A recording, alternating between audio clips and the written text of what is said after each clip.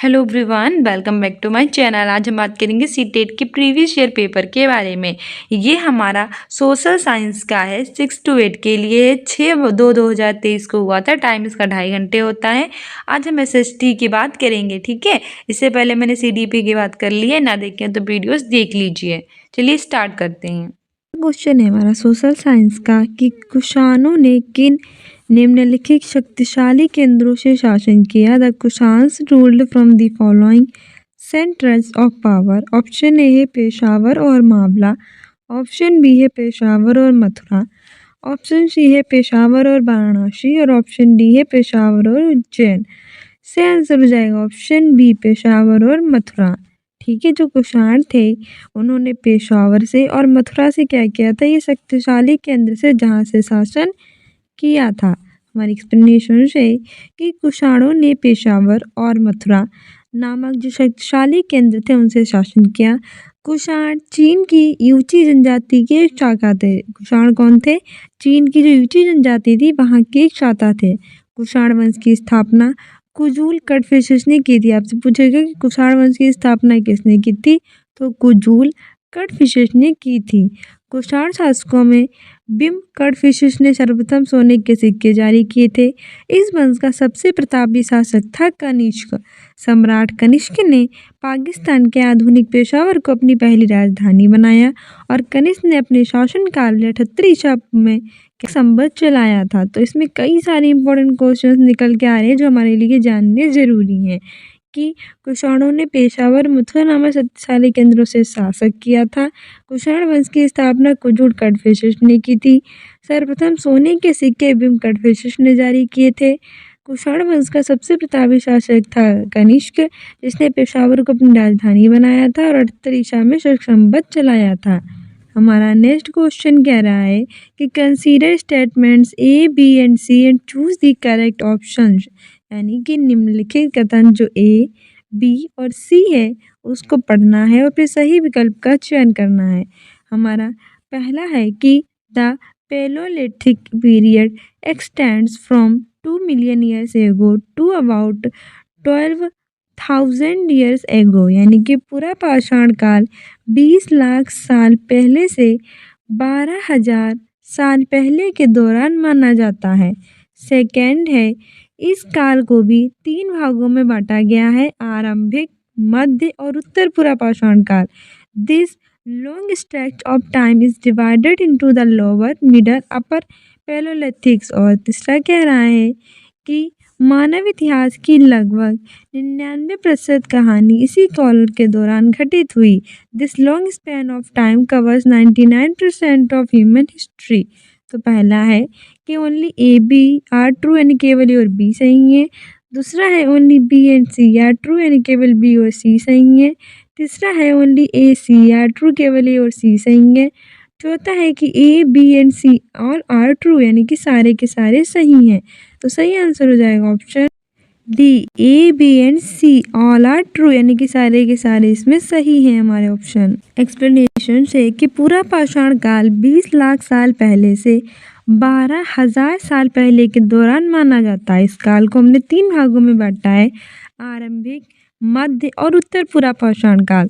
और जो भीमबेटका की गुफाएं थी ये पूरा पाषाण कालीन है, जो कि मध्य पूरा पाषाण काल में मिली थी, जो मध्य प्रदेश में स्थित है। और पशुपालन का प्रारंभ मध्य पाषाण काल में हुआ था। मानव के इतिहास की लगभग 90% कहानी इसी काल के दौरान घटित हुई थी। सारी इंपॉर्टेंट है, सारी चीज़ें याद रखना कि जो हमारा ये काल है कितने भागों में बांटा है, 3 भागों में, प्रारंभिक, मध्य और उत्तर। ठीक है, और जो मध्य प्रदेश में स्थित है भीमबेटका की गुफाएं वो भी इसी काल की हैं। पशुपालन का प्रारंभ मध्य पाषाण काल में हुआ था और 99% कहानी इसी काल के दौरान घटित हुई थी। नेक्स्ट है कि read statement A B and choose the correct option. यानी कि जो कथन ए और बी है उसको पढ़ना है, सही विकल्प चुनना है। देखो ज़्यादातर हमारी जो एसएसटी है उसमें ऐसे ही क्वेश्चन पूछे जाते हैं, तो ज़्यादा कंफ्यूज मत होना और ज़्यादा दिमाग पे प्रेशर मत डालना, बस आराम से पढ़ना और फिर इसके आंसर देना।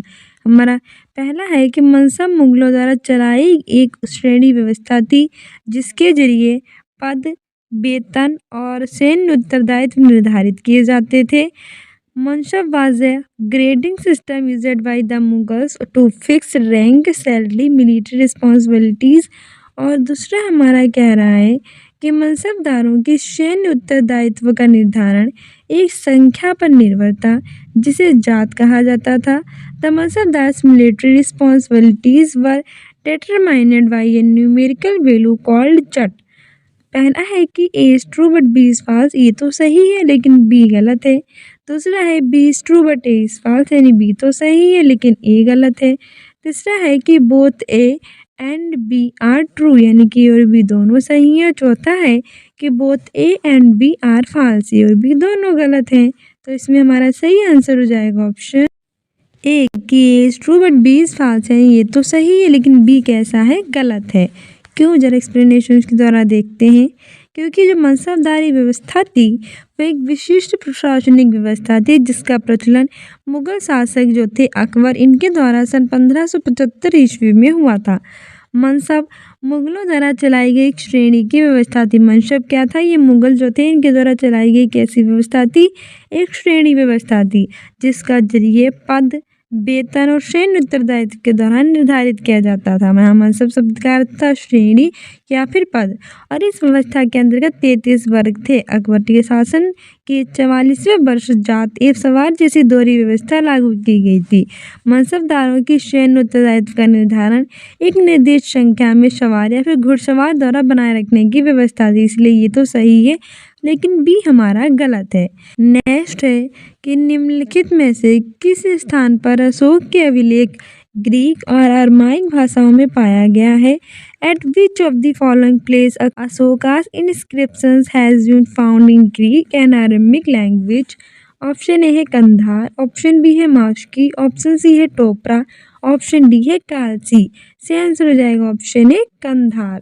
ठीक है, जो कंधार स्थान था जहाँ पर अशोक के जो अभिलेख थे वो किस में पाए गए थे, ग्रीक और अरमाइक भाषा में पाए गए थे। याद रखना, पूछ लेगा आपसे कि ग्रीक और अरमाइक भाषाओं में अशोक के अभिलेख कहाँ पाए गए थे, तो कंधार, ठीक है, कंधार में पाए गए थे। एक्सप्लेनेशन है कि कंधार नामक स्थान पर अशोक के जो अभिलेख हैं वो ग्रीक और अरमाइक भाषा में पाए गए हैं, जबकि मास्की, गुर्जरा, नेतूर तथा उडेगो नाम अभिलेखों में उसका नाम क्या मिलता है, अशोक मिलता है। अशोक को देवनाम प्रिय और देवनाम प्रियदर्शी उपाधियों से संबोधित किया जाता था। इनका अशोक का नाम क्या था, देवनाम प्रिय, देवानाम प्रिय और देवानाम प्रियदर्शी। ठीक है, ये भी याद रखना। वही इसमें याद रखने वाली बातें हैं कि सबसे पहले 1837 ईस्वी में जेम्स प्रिंसप ने अशोक के अभिलेख पढ़े थे। कई बार पूछा गया कि सबसे पहले अशोक के अभिलेख कब पढ़े गए थे, पढ़े गए थे 1837 में। किसने पढ़े थे, तो जेम्स प्रिंसप ने पढ़े थे। अशोक के शिलालेखों की खोज 1750 ईस्वी में पाटेद्री फैथलर ने की थी। इनकी संख्या कितनी है, 14। अशोक के अभिलेखों को 3 भागों में बांटा गया है, शिलालेख में 14, स्तंभलेख 7 और गुहालेख में। ठीक है, वहीं जो अशोक के स्तंभलेख है वो किस में मिले हैं, इनके स्तंभ वाले लेख जो हैं वो सिर्फ और सिर्फ मिले हैं ब्राह्मी लिपि में, जबकि इनके शिलालेख ब्राह्मी में भी मिले हैं, खरोष्टी में भी मिले हैं और ग्रीक में भी मिले हैं और अरमाइक में भी मिले हैं। वहीं अशोक के कौशाम्बी अभिलेख को रानी का अभिलेख भी कहा जाता है। इनके 12वें अभिलेख में धार्मिक सहिष्णुता की नीति का उल्लेख किया गया है और 13वें शिलालेख में इसके कलिंग युद्ध के बारे में, पड़ोसी राज्यों के वर्णन और अटविक राज्यों का उल्लेख किया गया है। इसमें से ये वाला बहुत ज़्यादा पूछा गया, कलिंग युद्ध का अशोक के कौन से अभिलेख में वर्णन मिलता है, तो 13वें में मिलता है। ठीक है, और रानी का अभिलेख किसे कहा जाता है, वो कहा जाता है इसके कौशाम्बी अभिलेख को। ये भी याद रखना हमारा। नेक्स्ट कह रहा है कि गोंड राज्य गढ़कटंगा में 70,000 गांव थे, इसे उल्लेखित किया गया है। ऑप्शन ए है उदाई कोंडन उदयर के अभिलेख में, ऑप्शन बी है अकबरनामा में, ऑप्शन सी है बुरंजी नामक जो ऐतिहासिक कृतियाँ होती हैं उनमें, और चौथा हमारा है कि अंग्रेजी ईस्ट इंडिया कंपनी के गुमारते विलियम मेथवर्ल्ड के वर्णन में। तो सही आंसर इसमें हमारा हो जाएगा ऑप्शन बी, अकबरनामा में। ठीक है, जो गोंड राज्य था जिसका नाम था गढ़कटंगा, उसमें 70,000 गांव थे, इसके बारे में बात की गई है। किस बारे में, अकबरनामा में बात की गई है। ठीक है। हमारे एक्सप्लेनेशन से है कि गोड़कटंग राज्य, जो गढ़कटंगा में 70,000 गांव थे, इसे अकबरनामा में उल्लेखित किया गया है। गोंड जो था वो एक प्रकार की जो कौन थी, जनजाति थी जो झूम खेती करती थी। अब आपको पता है कि झूम खेती कहाँ की जाती है, भारत के पूर्वोत्तर राज्य में की जाती है। ठीक है, वहाँ की ही एक जनजाति थी गोंड। गढ़कटंगा क्या एक श्रीमंत राज्य थे। यहाँ के निवासी जंगली हाथियों को पकड़कर अन्य राज्यों में निर्यात करके बहुत ज़्यादा धन अर्जित करते थे। वहीं बुरंजी असमिया भाषा में लिखी हुई जो ऐतिहासिक कृतियाँ हैं, अहोम राज्यसभा के पुरातत्व लेखों का संकलन भी बुरजी में हुआ है।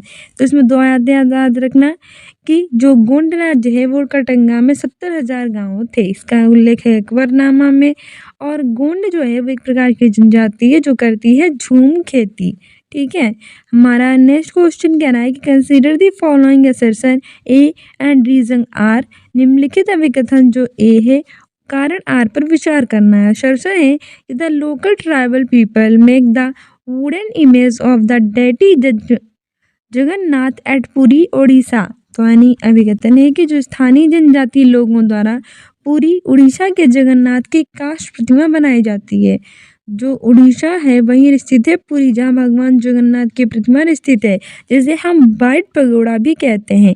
वहीं जो उड़ीसा है वहीं है एक कोणार्क का सूर्य मंदिर, जिसे हम ब्लैक पगोड़ा कहते हैं। ये भी याद रखना, भगवान पुरी का जो जगन्नाथ मंदिर है उसे हम कहते हैं वाइट पगोड़ा, और जो हमारा कोणार्क मंदिर है सूर्य का भगवान का, उसे हम कहते हैं ब्लैक पगोड़ा। ये भी पूछ लेता है तो याद रखना।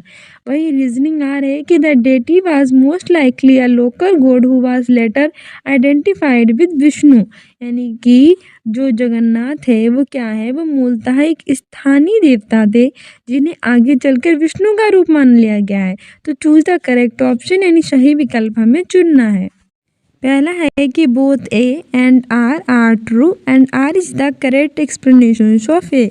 यानी ए और आर दोनों सही हैं और ए आर की सही व्याख्या करता है। दूसरा है both A and R true but R is not the correct explanation of ए।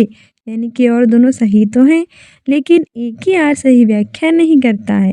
तीसरा है A is true but R is false, यानी ये तो सही है लेकिन आर गलत। और चौथा है कि both A and R false, यानी और दोनों गलत हैं। नहीं, सही आंसर हमारा ऑप्शन ए हो जाएगा कि ए और आर दोनों सही है और सही व्याख्या भी हो रही है। एक्सप्लेनेशन भी है कि पुरी जो कि उड़ीसा में जगन्नाथ का संप्रदाय, जगन्नाथ का शाब्दिक अर्थ होता है दुनिया का मालिक, जो भगवान विष्णु का पर्यायवाची होता है। अब तक जगन्नाथ की काष्ठ प्रतिमा स्थानीय जनजातियों द्वारा बनाई जाती है, जिसे तात्पर्य निकलता है कि जगन्नाथ मूलतः एक स्थानीय देवता थे जिन्हें आगे चलकर क्या मान लिया गया था, विष्णु का रूप। बालभद्र, सुभद्र और जगन्नाथ की लघु मूर्तियां ताम्रपत्र की पांडुलिपि में उड़ीसा में स्थित हैं। 12वीं शताब्दी में गंग वंश के एक अत्यंत प्रतापी राजा थे अनंत वर्मन। उन्होंने पुरी में पुरुषोत्तम जगन्नाथ के लिए एक मंदिर बनवाने का निश्चय किया था और उसके बाद 1230 में राजा अनंगभीर तृतीय ने अपना राज्य पुरुषोत्तम जगन्नाथ को अर्पित कर दिया।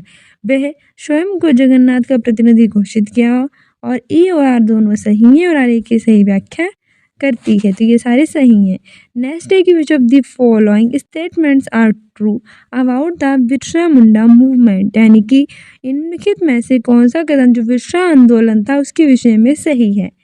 आप इसमें से टॉपिक को भी लर्न कर सकते हैं, जैसे कि बिरसा से पूछा गया, भगवान जगन्नाथ से पूछा गया है, अकबरनामा से पूछा गया। तो आप उससे एक जो वाइट पेज है उस पर ब्लैंक पेज पर लिख भी सकते हैं कि ये टॉपिक पूछे गए, अलग से भी उसमें रिवाइज कर सकते हैं। वैसे हम आपको रिवाइज भी कराएंगे। तो पहला है कि बिरसा के अनुयायियों ने लाल झंडे को बिरसा राज का प्रतीक बनाया। Birsa's followers raised the red flag as a symbol of Birsa Raj. दूसरा कह रहा है कि बिरसा के लोगों को उकसाने के लिए परंपरागत प्रतीकों और भाषा का इस्तेमाल किया। Birsa used traditional symbols and languages to reduce people. तीसरा है कि बिरसा आंदोलन आदिवासी समाज को सुधारने के विरुद्ध था। Birsa's movement was against deforming tribal people. और चौथा है कि बिरसा ने मिशनरियों और हिंदू जमींदारों का लगातार विरोध किया। Birsa turned against missionaries and Hindu landlords. सही आंसर हो जाएगा ऑप्शन। तो इसमें हमें सही ऑप्शन चुनना है क्योंकि ऐसे ऑप्शंस में ही दिए जाते हैं। पहला है कि बी और डी सही है, दूसरा है कि सी और डी सही है, तीसरा है कि ए और बी सही है, चौथा है कि ए और सी सही है। इसका आंसर हो जाएगा ऑप्शन ए। इसमें आंसर बी और डी वाला बिल्कुल सही है। हमारी एक्सप्लेनेशन भी है कि बिरसा का जन्म एक मुंडा परिवार में हुआ था। मुंडा एक जनजाति समूह है जो छोटा नागपुर में स्थित है। मुंडा क्या है? एक जनजाति समूह जो स्थित है छोटा नागपुर में। 1895 ईस्वी में बिरसा को अपने अनुयायियों से आहवान किया कि वे अपने गौरवपूर्ण अतीत को पुनर्जीवित करने के लिए संकल्प लें। जब आंदोलन फैलने लगा तो जो अंग्रेज थे उन्होंने बिरसा को 1895 ईस्वी में गिरफ्तार कर 2 साल के लिए जेल में डाल दिया। 1897 ईस्वी में जेल से लौटने के बाद जो बिरसा समर्थन थे वो जुटाते हुए गांव-गांव घूमने लगे। बिरसा ने लोगों को उकसाने के लिए परंपरागत प्रतीकों और भाषा का इस्तेमाल किया और सफ़ेद झंडा जो होता है बिरसा राज का क्या है? प्रतीक है। ठीक है। नेक्स्ट है कि उसके बाद जो बिरसा का आंदोलन था वो आदिवासी समाज को सुधारने का था। बिरसा ने वैष्णव धर्म प्रचारक के साथ भी कुछ समय बिताया। उन्होंने मुंडाओं से आह्वान किया कि वे शराब पीना छोड़ दें, गाँव को साफ रखें और जादू टोना में विश्वास बिल्कुल भी ना करें। यहाँ ध्यान देने वाली बात यह है कि बिरसा ने मिशनरियों और हिंदू जमींदारों का भी लगातार विरोध किया और उन्हें बाहर का मानते थे जो मुंडा जीवन शैली को नष्ट कर रहे थे। इसलिए बी और डी बिल्कुल सही कथन है। नेक्स्ट है कि देखो इसमें मैंने आपको पूरी एक्सप्लेनेशन बता दी है जिससे आप समझ पाएंगे बिरसा वगैरह क्या थे। नेक्स्ट है कि निम्नलिखित कथनों ए और बी पर विचार करें, सही विकल्प का चयन करें। तो देखो सीटेट में ऐसे ही क्वेश्चन पूछे जाते हैं, आपके माइंड में हो कि एक एक नंबर के हम क्वेश्चन पूछेंगे कि हमारा जो है समाज कितने भागों में है, कितने धर्मों में है और पाषाण के क्या होते हैं, आग की खोज कब हुई और हिंदू धर्म क्या है, ये सब नहीं पूछेगा भाई। ये एक एक नंबर के क्वेश्चन आपके नहीं पूछेगा, आपसे ऐसे क्वेश्चन पूछेगा बहुत हाई फाई। तो ये ऐसे क्वेश्चन को अच्छे से लर्न करके जाना सीटेट में पास होना है। तो नेक्स्ट है कि निम्नलिखित कथन जो ए है और बी है पर विचार करना है, सही विकल्प का चयन करना है। Consider the following statements A and B and choose the correct option.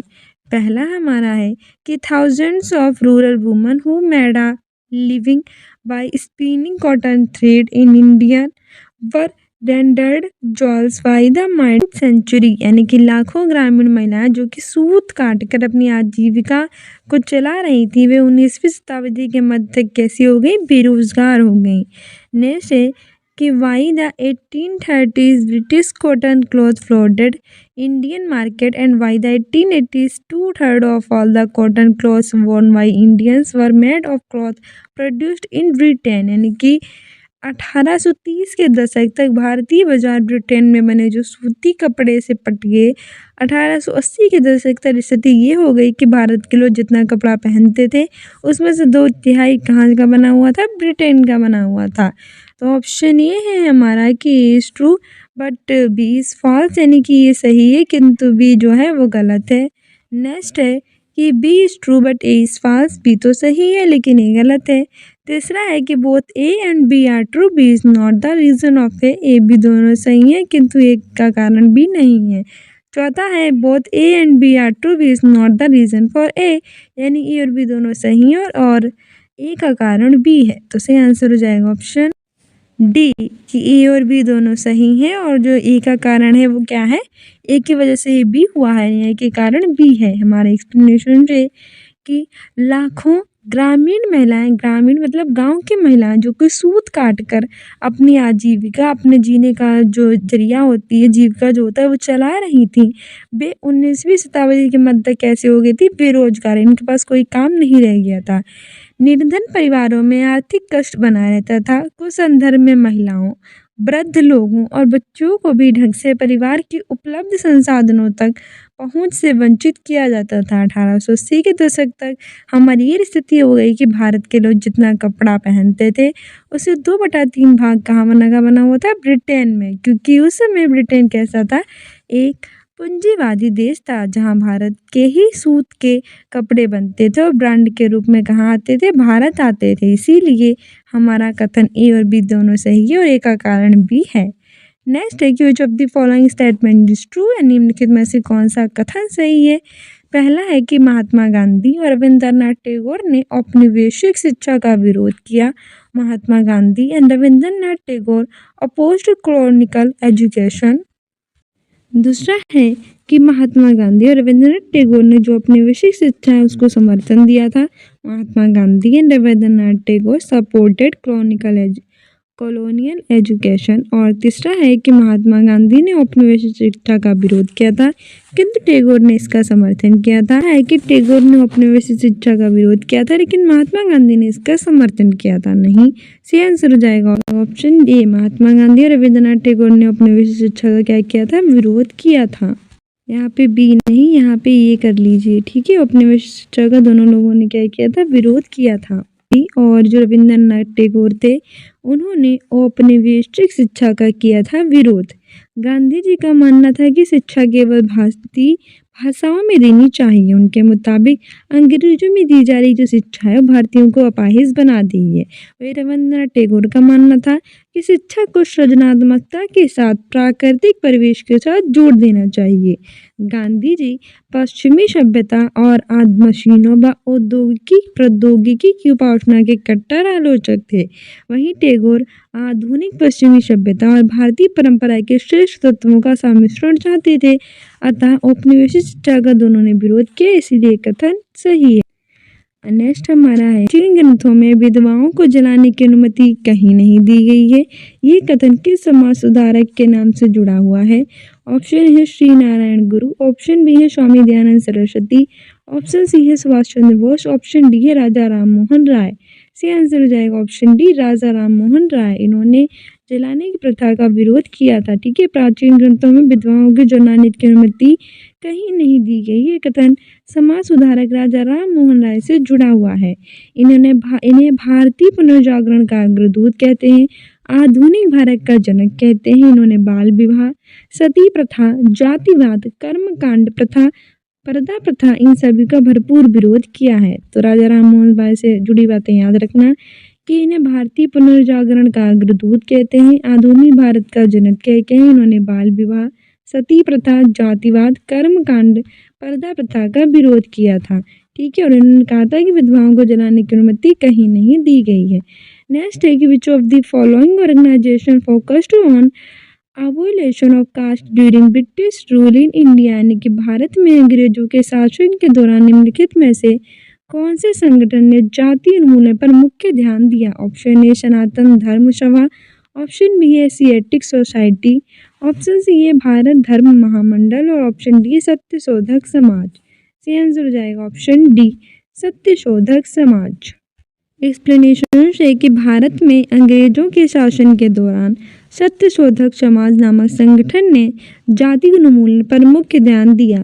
सत्य शोधक नामक संगठन की स्थापना सन 1873 में ज्योतिबा फूले द्वारा की गई थी। यह एक छोटे से समूह के रूप में शुरू हुआ था और इस संगठन का प्रमुख उद्देश्य था कि शूद्र और जो अस्पृश्य जाति के लोग हैं, स्पर्श निष्पर्श नहीं किया जाता, लोगों को विमुक्त करना। इसी में ज्योतिबा फूले ने 1873 में गुलामगिरी नामक पुस्तक की रचना की थी। मोस्ट इम्पॉर्टेंट था कि गुलामगिरी नामक की पुस्तक है, उसकी लेखक कौन है, वो है ज्योतिबा राय फूले। कब लिखी थी, 1873 में, ठीक है।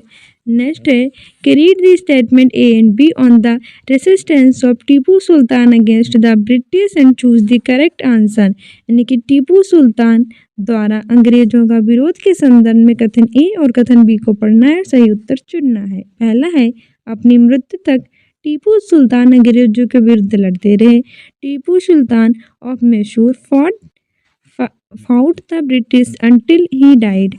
ऑप्शन बी है कि उसने अंग्रेजों की सांस्कृतिक परंपराओं का विरोध किया।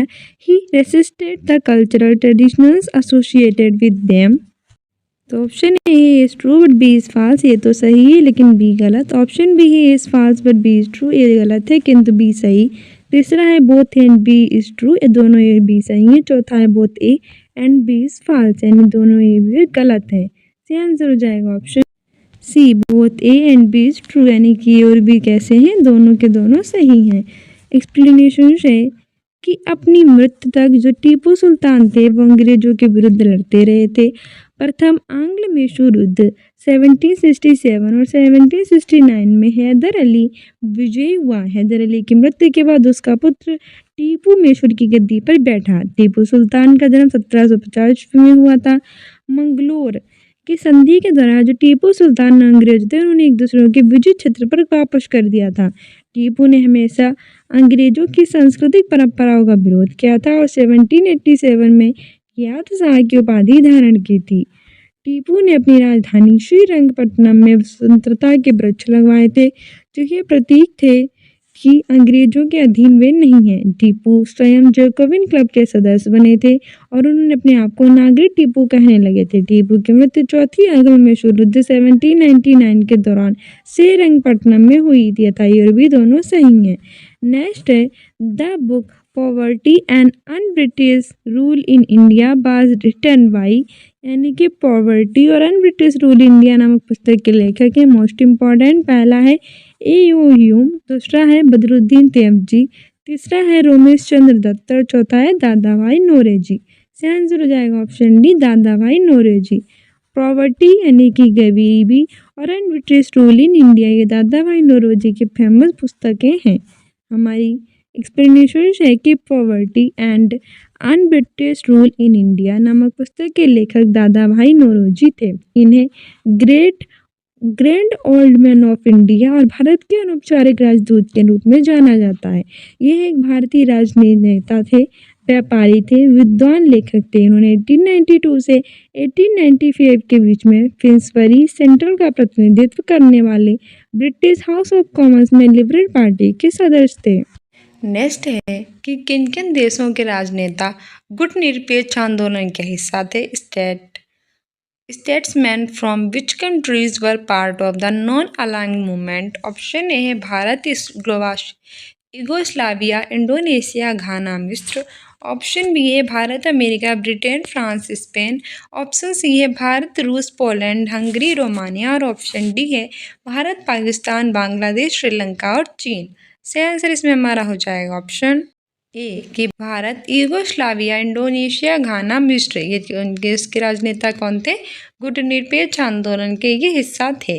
हमारी एक्सप्लेनेशन है कि भारत, यूगोस्लाविया, इंडोनेशिया, घाना, मिस्र इन सभी देशों के राजनेता गुटनिरपेक्ष आंदोलन के हिस्सा थे। गुटनिरपेक्ष आंदोलन नेम यानी कि नॉन अलायंस मूवमेंट की स्थापना औपनिवेशिक व्यवस्था के पतन के दौरान हुई थी। ये वह दौर था जब नए नए देश औपनिवेशिक गुलामी से आज़ाद हो रहे थे। सितंबर 1961 में यूगोस्लाविया के बेलग्रेड में गुटनिरपेक्ष आंदोलन का पहला शिखर सम्मेलन आयोजित किया गया और इसमें कुल 25 देशों के प्रतिनिधियों ने हिस्सा लिया था। नेक्स्ट है कि which of the following planets have rings around them, यानी कि निम्नलिखित में से किन ग्रह के चारों ओर छल्ले हैं। पहला जुपिटर बृहस्पति, दूसरा सैटर्न शनि, तीसरा यूरेनस अरुण, चौथा नेपच्यून वरुण।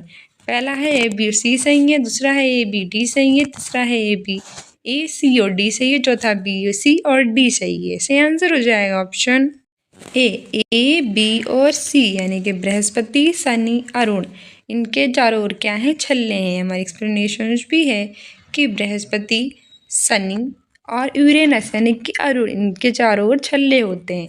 बृहस्पति हमारे सौरमंडल का सबसे बड़ा ग्रह होता है। ये अपने अक्ष पर सबसे तेज गति से घूमता है।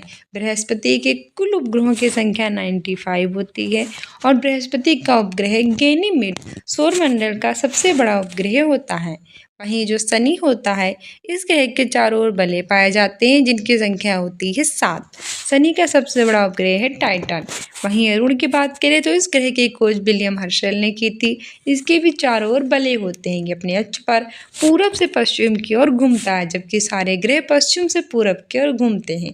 ये अपनी धुरी पर अधिक झुका हुआ 97.8 अंश होने के कारण लेटा हुआ प्रतीक होता है। नेक्स्ट क्वेश्चन कह रहा है SST में भारतीय मानक समय किस मानक उत्तर पर आधारित है। कल हमने 15 क्वेश्चंस कराए थे, पार्ट 1 देख लीजिए प्लेलिस्ट पे जाकर।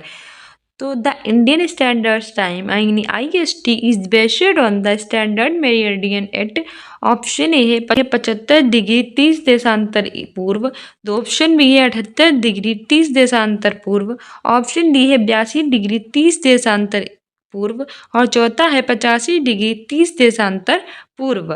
तो इसमें हमारा सही आंसर हो जाएगा ऑप्शन सी 82 डिग्री 30 देशांतर पूर्व। ठीक है, भारतीय मानक समय जो है वो 82 डिग्री 30 देशांतर पूर्व मानक एवं उत्तर पर आधारित है। याद रखना कितना है, 82 डिग्री 30 देशांतर पूर्व यानी कि ईस्ट पर एवं उत्तर पर आधारित है। ठीक है, हमारी एक्सप्लेनेशन भी है कि भारतीय मानक समय 82 डिग्री 30 देशांतर पूर्व या मानक के उत्तर पर आधारित है। 82 डिग्री 30 पूर्वी देशांतर रेखा प्रयागराज, उत्तर प्रदेश के प्रयागराज के निकट जो मिर्जापुर है वहां से होकर गुजरती है। भारतीय मानक समय की जो अंतर रेखा है वो उत्तर प्रदेश, मध्य प्रदेश, छत्तीसगढ़, उड़ीसा, आंध्र प्रदेश कुल 5 राज्यों से होकर गुजरती है। बहुत बार पूछा जा चुका है कि भारतीय मानक समय रेखा कितने राज्यों से होकर गुजरती है, तो 5। वे 5 राज्य कौन कौन से हैं, तो उत्तर प्रदेश है, मध्य प्रदेश है, छत्तीसगढ़ है, उड़ीसा है और आंध्र प्रदेश है। ठीक है, ये 5 राज्यों के बारे में याद रखना, UP, Uttar Pradesh, MP, Madhya Pradesh, AP, Andhra Pradesh, Chhattisgarh और उड़ीसा। नेक्स्ट है कि इनमें से क्या दिन एवं रात तथा ऋतुओं में परिवर्तन संभावित करता है। What makes days and nights and change of season possible.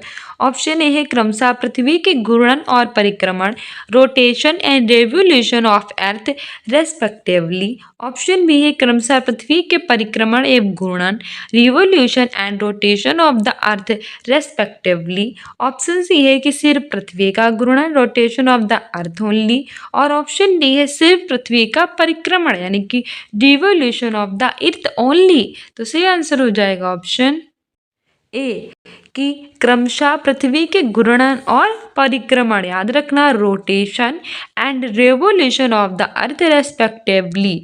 तो यानी कि क्या दिन और रात तथा ऋतुओं में परिवर्तन संभावित करते हैं, तो पृथ्वी का घूर्णन और परिक्रमण के कारण ही दिन रात होते हैं और ऋतुओं में परिवर्तन होता है। ठीक है, हमारी एक्सप्लेनेशन भी है कि पृथ्वी के घूर्णन एवं परिक्रमण दिन एवं रात तथा ऋतुओं में परिवर्तन संभावित करता है।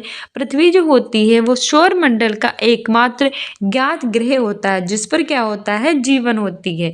यानी कि हमारी सिर्फ पृथ्वी ही ऐसी है जिस पर लाइफ है, ये इसे ज्ञात किया जा चुका है। ये हमारे सौरमंडल का एकमात्र ऐसा ज्ञात ग्रह है जिसे हम मानते हैं कि इस पर जीवन है। जल की उपस्थिति के कारण इसे नीला ग्रह यानी ब्लू प्लैनेट कहते हैं। क्यों? क्योंकि पृथ्वी पर पाया जाता है जल और इसकी उपस्थिति के कारण इसे ब्लू प्लैनेट कहेंगे, नीला ग्रह। पृथ्वी का एकमात्र उपग्रह है चंद्रमा और यह अपने अक्ष पर 23 डिग्री अंश पर झुकी हुई है, 23.5 डिग्री अंश पर झुकी हुई है।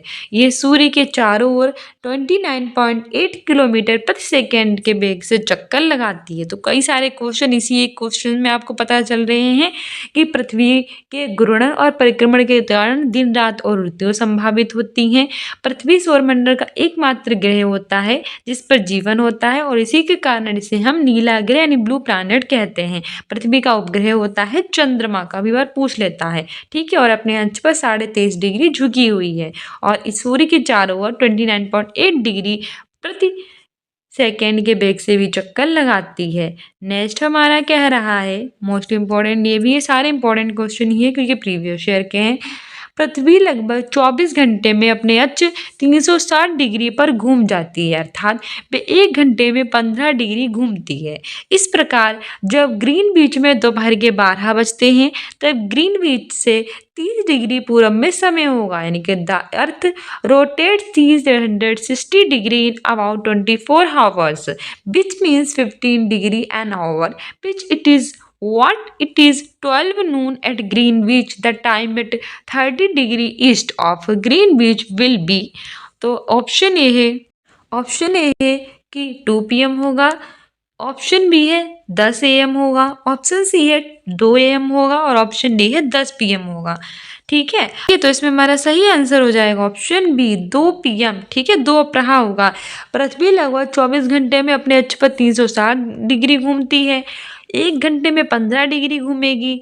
तो ग्रीनविच में दोपहर के जब 12 बजेंगे तो ग्रीनविच से 30 डिग्री पूरब में कितना होगा, 2 बजे होंगे। कैसे होंगे जरा ये भी देख लो, क्योंकि थोड़ा सा समझ लेंगे ना तो एग्जाम में आएगा तो हम कंफ्यूज नहीं होंगे। एक्सप्लेनेशन के माध्यम से सीखते हैं। देखो, पृथ्वी लगभग 24 घंटे में अपने अक्ष पर कितना घूमती है, 360 डिग्री।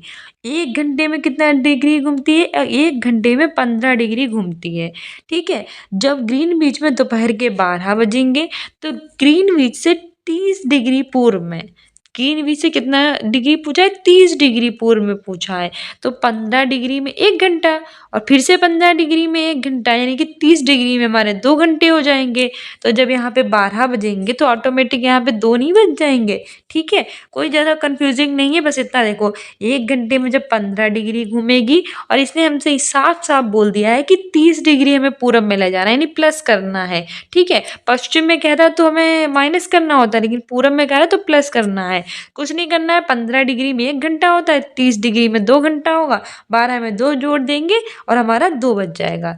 वहीं अगर ये कहता है कि 30 डिग्री पश्चिम में ले जाना है तो 15 डिग्री में हम 1 घंटा कम करते और 30 डिग्री में 2 घंटे कम करते, 12 11 10 बजा देते। ठीक है, तो ऐसे आपको इजी वे में समझ में आ गया होगा। नेक्स्ट है कि which of the following types of forest are found in Andaman and Nicobar island in India, यानी कि जो अंडमान और निकोबार द्वीप समूह में निम्न में से किस प्रकार के जो वन है वो पाए जाते हैं। ऑप्शन ए है मोस्ट डेसिडस फॉरेस्ट, यानी कि आर्द्र पर्णपाती वन। ऑप्शन बी है ड्राई डेसिडस फॉरेस्ट, यानी कि शुष्क पर्णपाती वन। ऑप्शन सी है टेम्परेट फॉरेस्ट, यानी कि शीतोष्ण वन।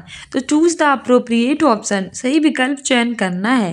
पहला है कि ओनली ये, केवल ए सही है। ऑप्शन ए है बी है कि बोथ ए एंड बी, यानी ए बी दोनों सही है। ऑप्शन सी है बोथ ए एंड सी, यानी ए और सी दोनों सही है। ऑप्शन डी है ए बी एंड सी, यानी कि सारे के सारे ऑप्शन सही हैं।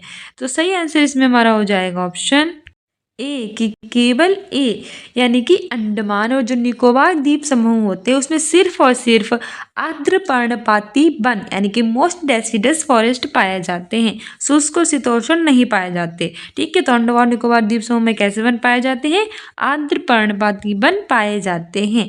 एक्सप्लेनेशन भी है कि अंडमान और निकोबार द्वीप समूह में आर्द्र पर्णपाती वन पाए जाते हैं। ये भारत का एक केंद्र शासित प्रदेश है। आपको पता है कि अंडमान और निकोबार क्या है, भारत का केंद्र शासित प्रदेश। ये बंगाल की खाड़ी के दक्षिण में हिंद महासागर में स्थित है। ये कई छोटे बड़े द्वीपों से मिलकर बना है और इसकी राजधानी पोर्ट ब्लेयर है। ये कई बार पूछा जा चुका है कि अंडमान और निकोबार की राजधानी क्या है, तो वो है पोर्ट ब्लेयर, याद रखना। ठीक है, और यहाँ आर्द्र पर्णपाती वन पाए जाते हैं। ये केंद्र शासित प्रदेश है और ये बंगाल की खाड़ी के दक्षिण में हिंद महासागर में स्थित है। ठीक है, फिर से हमारा स्टेटमेंट वाला आ गया। स्टेटमेंट बहुत पूछता है तो अच्छे से इसको समझ के जाना। कह रहा है कि read the statement A and R, यानी कि निम्न कथनों को पढ़िए। पहला असर्शन ए है कि granites are solid rods and desirable for building central purpose and as grinding stone, यानी कि ये है कि जो ग्रेनाइट है वो ठोस चट्टाने हैं तथा बिल्डिंग बनाने, सजावटी व सिलवट्टे के तौर पर प्रयोग में लाई जाती हैं। रीजन है कि they have large grains due to a very slow cooling process deep down inside the earth's crust, यानी कि पृथ्वी की भूपट्टी के बहुत नीचे धीरे धीरे ठंडा होने के कारण ये बड़े दानों के रूप में होते हैं, ये बड़े दानों का रूप ले लेते हैं। तो हमें अप्रोप्रिएट ऑप्शन को चूज करना है, नहीं सही विकल्प चुनना है। पहला है कि both A and R true and R is the correct explanation of A, यानी कि ए बिल्कुल सही है और आर भी बिल्कुल सही है और आर सही व्याख्या करता है ए की। दूसरा है कि both A and R true but R is not the correct explanation of A, यानी ए भी सही है और आर भी सही है लेकिन आर व्याख्या नहीं कर पा रहा है ए की। तीसरा है कि A is true but R is false, यानी ए तो सही है लेकिन आर गलत है। और चौथा है कि A is false but R is true, यानी ये तो सही है लेकिन आर गलत है। तो हम आपको बता दें कि ए भी सही है और आर भी सही है। तो ए सही है, आर गलत, ये हट जाएगा। ए गलत है, आर सही, ये भी हट जाएगा। और व्याख्या भी बिल्कुल सही कर रहा है तो ये भी हट जाएगा। सही आंसर हो जाएगा ऑप्शन ए। हमें पता होना चाहिए कि सही है या नहीं सही है, व्याख्या कर रहा है या नहीं। तो हमारा सही आंसर हो जाएगा ऑप्शन ए की और आर दोनों सही भी हैं और आर बिल्कुल सही व्याख्या कर रहा है ए की। ठीक है, हम अपने इस एक्सप्लेनेशन के माध्यम से समझते हैं कैसे। जो ग्रेनाइट होती है वो ठोस चट्टानें होती हैं और बिल्डिंग बनाने में सजावटी व सिलवट्टे के तौर में प्रयोग में लाई जाती है। बिल्कुल सही बात है। ग्रेनाइट कैसे होती है? ग्रेनाइट ठोस प्रकार की चट्टानें होती हैं। अगर बोल देता नरम होती तो ये गलत हो जाता है, क्योंकि ठोसी बोला, ठोसी होती है तो बिल्कुल सही है। और बिल्डिंग बनाने में और जो सजावटी व सिलवट्टे के तौर पर हम इसे प्रयोग में लाते हैं। ग्रेनाइट मड़ी भी दानेदार शिला होती है और जिसका प्रमुख अवयव स्फटिक होता है। ग्रेनाइट पृथ्वी के प्रत्येक भाग में पाया जाता है और भारत में भी ये प्रचुरता में यानी बहुत अधिक मात्रा में मिलता है। तमिलनाडु का जो तंजावुर नगर में स्थित बृहदेश्वर मंदिर है, उस विश्व का पहला ऐसा मंदिर है जो ग्रेनाइट पत्थर से बनाया गया था। पृथ्वी की भूपट्टी के बहुत नीचे धीरे धीरे ठंडा होने के कारण ये बने दानों का रूप ले रहा है। तो ये भी सही है और आर भी सही है और सही व्याख्या भी कर रहा है। सबसे इम्पोर्टेंट बात होती है कि ग्रेनाइट ठोस चट्टानें होती हैं और तमिलनाडु के तंजावुर में स्थित जो बृहदेश्वर मंदिर है वो पहला ऐसा मंदिर है जो ग्रेनाइट पत्थर से बनाया गया है। ठीक है, क्योंकि ऐसा भी क्वेश्चन पूछ लेता है। नेक्स्ट है कि पवनों के बारे में दिए गए कथनों को पढ़िए तथा सही विकल्प का चयन कीजिए। Consider the following statements about winds and choose the correct option. पहला है कि मानसूनी पवनें मौसमी पवनों का उदाहरण है। Monsoons are examples of seasonal winds. Option B है कि मौसमी पवनें वर्ष भर लगातार निश्चित दिशा में चलती रहती हैं। Seasonal winds blow constantly throughout the year in a particular direction. तीसरा है कि स्थल व समुद्री समीर स्थायी पवनों के उदाहरण हैं। Land and sea breeze are examples of permanent winds. Option A है कि ओनली ए इज ट्रू, केवल ए सही है। ऑप्शन बी है only A and B are true, केवल ए और बी सही है। ऑप्शन सी है only B and C are true, केवल बी और सी सही है। और ऑप्शन डी है कि only A and C are true, केवल ए और सी सही है। तो सही आंसर हो जाएगा ऑप्शन ए कि ओनली ए इज ट्रू, यानी कि केवल जो ए वाला ऑप्शन है वो सही है। हमारी एक्सप्लेनेशन भी है कि पवनें जो होती हैं वो 3 प्रकार की होती हैं। प्रचलित पवनें यानी बहुत ज़्यादा प्रचलित होती हैं, मौसमी पवनें और स्थानीय पवनें। मौसमी पवन वे होती है जिनके प्रवाहित होने की दिशाएं समय और मौसम के अनुसार होती हैं। तो मौसमी पवनें तो वही होंगी जो मौसम के अनुसार चलेंगी। ठीक है, वहीं स्थल, समुद्री और मानसूनी पवनी मौसमी पवनों के उदाहरण होते हैं। कौन कौन से? स्थल, समुद्री और मानसूनी, ये कैसी पवनों के उदाहरण है? मौसमी पवनों के। नेक्स्ट है कि read the following statement in the context of condensation, यानी कि संघनन के संदर्भ में निम्न कथनों को हमें पढ़ना है। पहला है कि जल बाष्प संघनित होकर ठंडा होकर जल की बूंद बनाते हैं। Water vapour condenses to droplets of water. Second है कि when droplets of water become too heavy to float in air, they come down as प्रीसिपसेशन, यानी कि जब जल की बूंदें इतनी भारी हो जाती हैं कि वायु में तैर ना सके तो ये वर्षण के रूप में नीचे आ जाती हैं। थर्ड है कि आकाश में उड़ते हुए जेट हवाई जहाज अपने पीछे पथ चिन्ह छोड़ते हैं क्योंकि इंजनों से निकली नमी संघनित हो जाती है।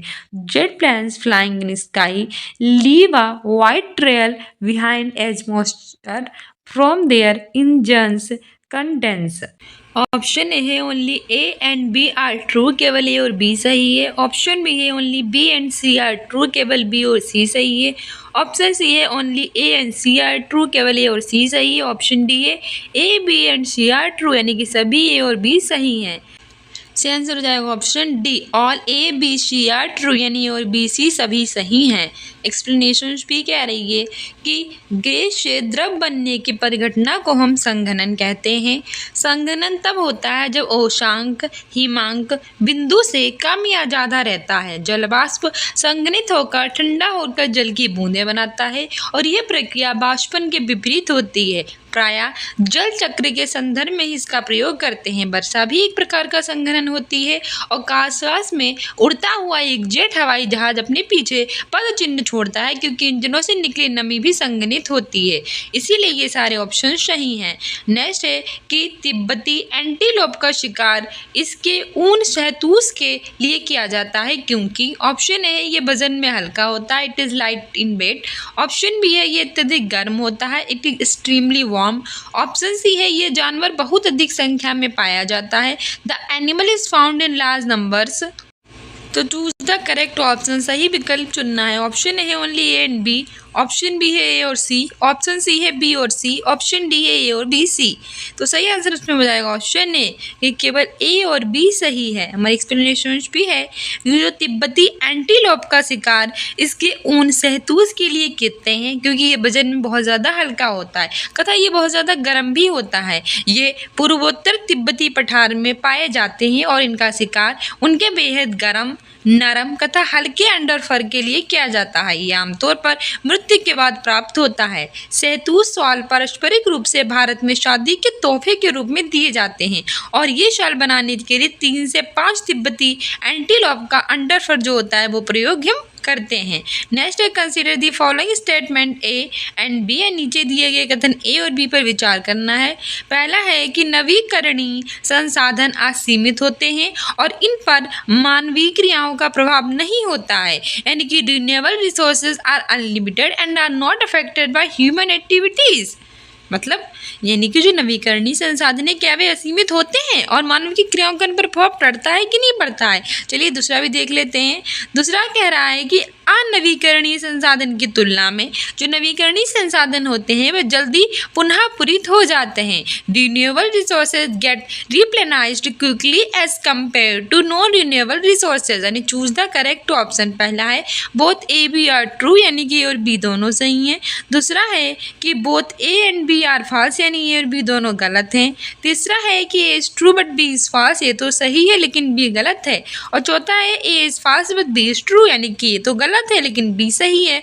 तो सही आंसर इसमें हमारा हो जाएगा ऑप्शन डी, कि A is false but B is true, यानी ये गलत है लेकिन बी वाला बिल्कुल सही है। कैसे सही है, एक्सप्लेनेशन देखो।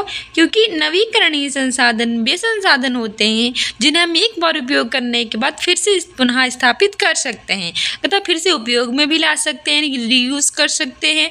इन्हें नव्य संसाधन कहते हैं, जैसे कि हमारी सौर ऊर्जा, पवन ऊर्जा, भूतापीय ऊर्जा, ये नवीकरणीय संसाधन के उदाहरण होते हैं। वहीं जो अनवीकरणीय संसाधन होता है ये वे संसाधन होता है जिनके भंडार में जो प्राकृतिक प्रक्रियाएं होती हैं उनके द्वारा पुनर्स्थापना नहीं होती है, जैसे कि कोयला है, पेट्रोल है तथा प्राकृतिक गैस है। ठीक है, ये अनवीकरणीय संसाधन के उदाहरण हैं। इस तरह से हमारा ये कथन गलत है जबकि बी बिल्कुल सही है, यानी कि नवीकरणीय संसाधन तो हम रीयूज भी कर सकते हैं और स्थापित भी कर सकते हैं, फिर से उन्हें स्थापित भी कर सकते हैं। इन्हें हम नव्य संसाधन कहते हैं और इनके उदाहरण पूछे तो सौर ऊर्जा, पवन ऊर्जा, भूतापीय ऊर्जा होती है। वहीं अनवीकरणीय होते हैं जिन्हें हम फिर से स्थापित नहीं करते सकते, जैसे कोयला, पेट्रोल और प्राकृतिक गैस होती है। एग्जाम्पल याद रखना। नेक्स्ट है what will be the sequence of the process of taking out minerals from rocks if you move from its surface to inner layers, यानी कि सेलों से खनिजों को बाहर निकालने की प्रक्रिया का क्रम क्या होगा।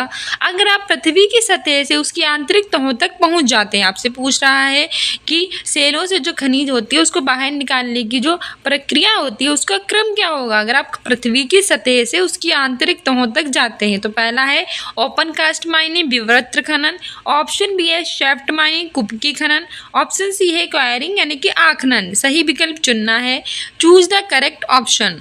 ऑप्शन ए है सी ए बी, ऑप्शन बी है A C B, option C है ए बी सी और ऑप्शन डी है बी ए सी।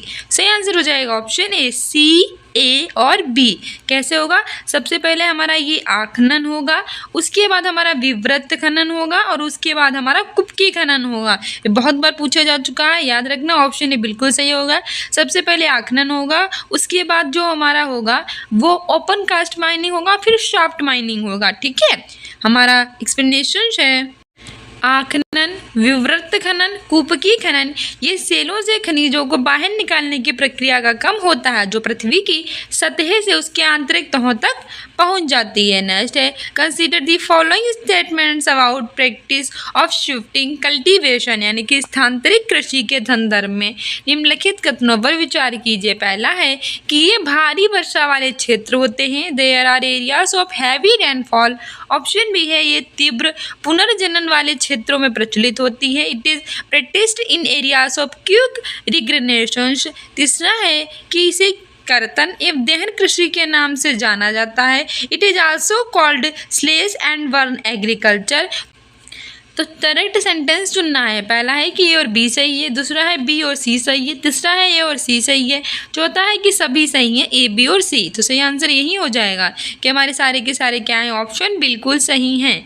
क्योंकि स्थानांतरित कृषि के संदर्भ में ये कथन इस प्रकार की है कि भारी वर्षा वाले क्षेत्र होते हैं, ये तीव्र पुनर्जनन क्षमता वाले क्षेत्रों में प्रचलित होते हैं। ये कृषि प्रणाली को कर्तन और दहन कृषि के नाम से जानते हैं और ये अमेजन बेसिन के सघन क्षेत्रों, उष्णकटिबंधीय अफ्रीका, दक्षिण पूर्व एशिया और पूर्वोत्तर भारत में कैसे हैं, बहुत ज़्यादा प्रचलित हैं। नेक्स्ट है, अगर आप कक्षा में प्रेरी और बेल्ट पर परिचर्चा कर रहे हैं तो आप विश्व मानचित्र पर किस क्षेत्र को अंकित करेंगे।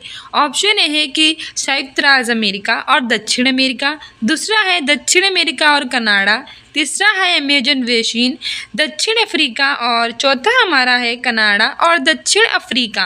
तो सही आंसर हो जाएगा ऑप्शन डी, कनाडा और दक्षिण अफ्रीका। ठीक है, अगर आप कक्षा में प्रेरी और वेल्ड पर परिचर्चा कर रहे हैं तो आप विश्व मानचित्र पर कनाडा और दक्षिण अफ्रीका को करेंगे अंकित। ठीक है, हमारी एक्सप्लेनेशन भी है कि अगर हम कक्षा में प्रेरी और बेल्ट पर परिचर्चा कर रहे हैं तो विश्व मानचित्र पर कम से कनाडा और दक्षिण अफ्रीका क्षेत्र को अंकित करेंगे क्योंकि शीतोष्ण कटिबंध घास के ये मैदानों के उदाहरण हैं। कैसे हैं शीतोष्ण कटिबंध घास के उदाहरण?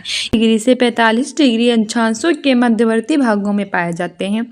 उत्तरी गोलार्ध में स्थलीय विस्तार अधिक होने के कारण इसे मैदानों का विस्तार और कहीं कहीं 50 डिग्री उत्तरी अक्षांश तक पाया जाता है।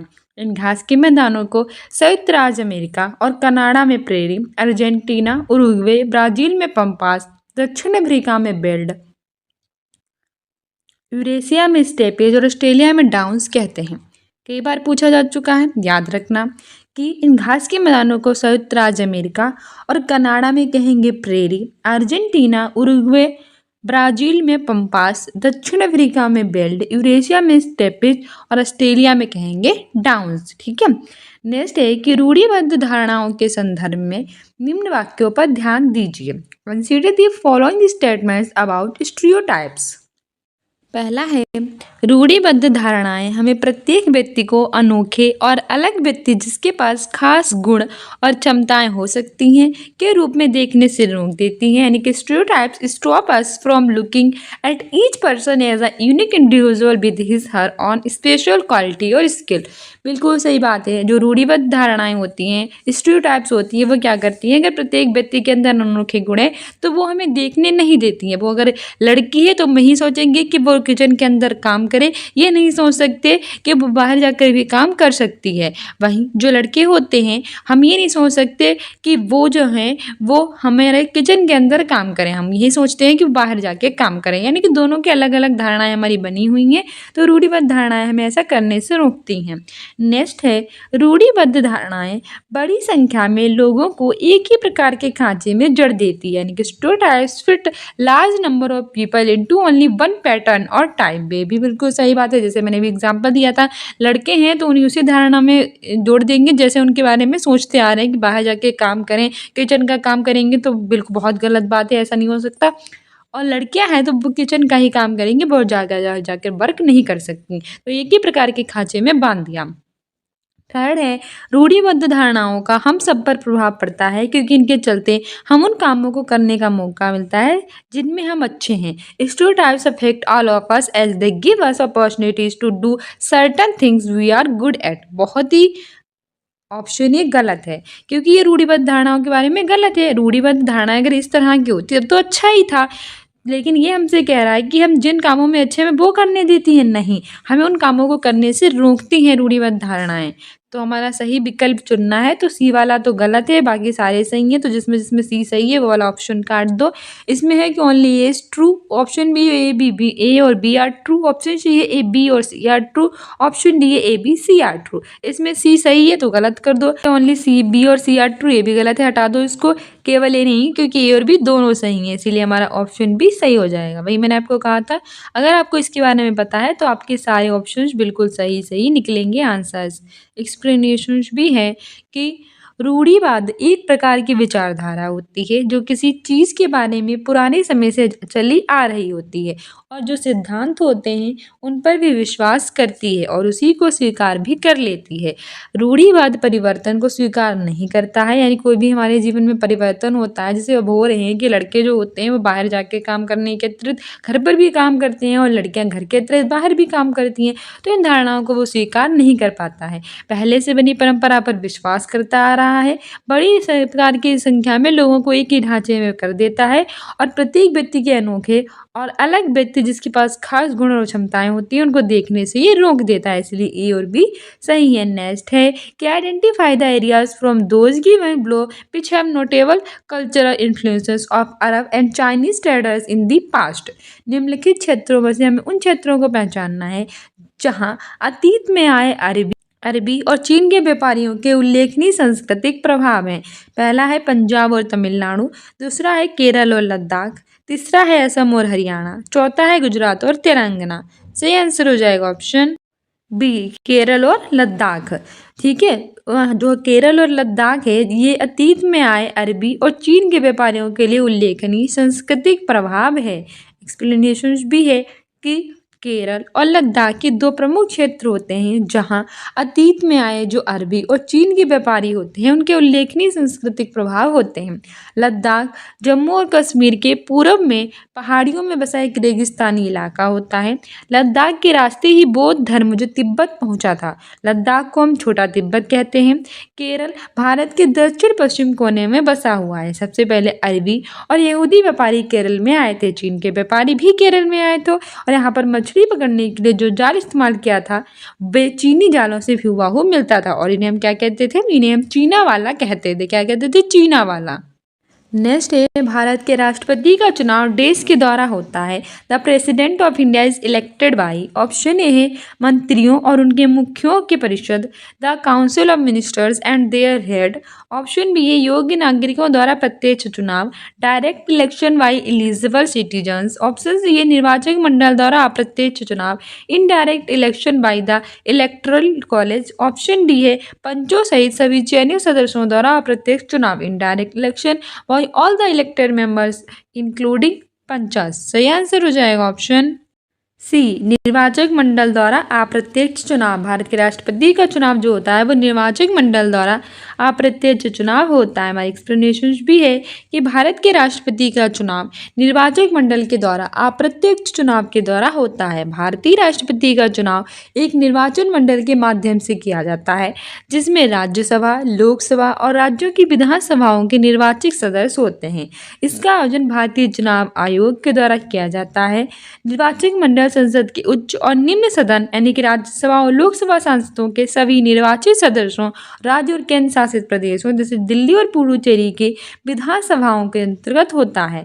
अनुच्छेद 54 में राष्ट्रपति के चुनाव के बारे में बात की गई है। अनुच्छेद 55 में राष्ट्रपति के चुनाव की प्रक्रिया के बारे में बात की गई है, ये भी याद रखना। 31 क्वेश्चन है कि हमारा संविधान ये सुनिश्चित करता है कि शासन की व्यवस्था केवल कुछ विशेष अधिकार लोगों को सम्मिलित नहीं करती जो सभी के लिए निर्णय ले। यह यहाँ सरकार के विभिन्न स्तर हैं जो संविधान से ही अपनी ताकत और अधिकार प्राप्त करते हैं। Our constitutions ensure that government system does not involve only a few privileged people making decisions for everyone. There are different levels of government which derive their authority from the Constitution. तो इसमें है कि ये भारतीय संविधान के निम्नलिखित विशेषता की व्याख्या करता है। This explains the following features of the Indian constitutions. Option A है फेडरलिज्म, संघवाद। ऑप्शन बी है सेपरेशन पावर, शक्तियों का बंटवारा। ऑप्शन सी है सेक्युलरिज्म धर्मनिरपेक्षता और ऑप्शन डी है पार्लियामेंट्री गवर्नमेंट संसदीय शासन। तो जो विशेषता बताई गई थी ये करती है संघवाद की यानी कि फेडरलिज्म की। ठीक है, ऑप्शन ए सही हो जाएगा। एक्सप्लेनेशन भी है कि हमारा संविधान यह सुनिश्चित करता है कि शासन की व्यवस्था केवल कुछ विशेषीकृत लोगों को सम्मिलित नहीं करती जो सभी के लिए निर्णय ले। ये सरकार के विभिन्न स्तर हैं जो संविधान से ही अपनी ताकत और अधिकार को प्राप्त करते हैं। यह भारतीय संविधान के संघवाद विशेषता की व्याख्या करता है जो कि संघवाद यानी कि फेडरलिज्म मूल रूप से एक देश सरकार प्रणाली ड्यूल गवर्नमेंटल सिस्टम है जिसमें एक केंद्र और कई राज्य शामिल होते हैं। संघवाद संविधान की मूल संरचना के स्तंभों में से एक होता है। जैसे कि सर्वोच्च न्यायालय ने SR बॉम्बई बनाम भारत संघ मामले में दोहराया था कि जो राज्य है वो संघ के महज उपांग नहीं है और संघ को ये सुनिश्चित करना चाहिए कि राज्यों की शक्तियों को कुचला नहीं जाएगा। संघीय सिद्धांतकार केशव वेयर के अनुसार भारतीय संविधान की प्रकृति अर्ध संघीय यानी कि क्वासी फेडरल है। नेक्स्ट है, इनमें से कौन सी स्थिति भारत के एक शहर में आए प्रवासी मजदूर की अवस्था को सबसे करीब से दर्शाती है? Which of the following situations most likely represents the condition of migrant workers to an Indian city? पहला है कि बाबू शहर के मुख्य बाजार में एक पक्का दुकान का मालिक है जिससे उसे पूरे वर्ष आय मिलती है। बाबू owns a पक्का shop in the main market of the town which gives him income throughout the year।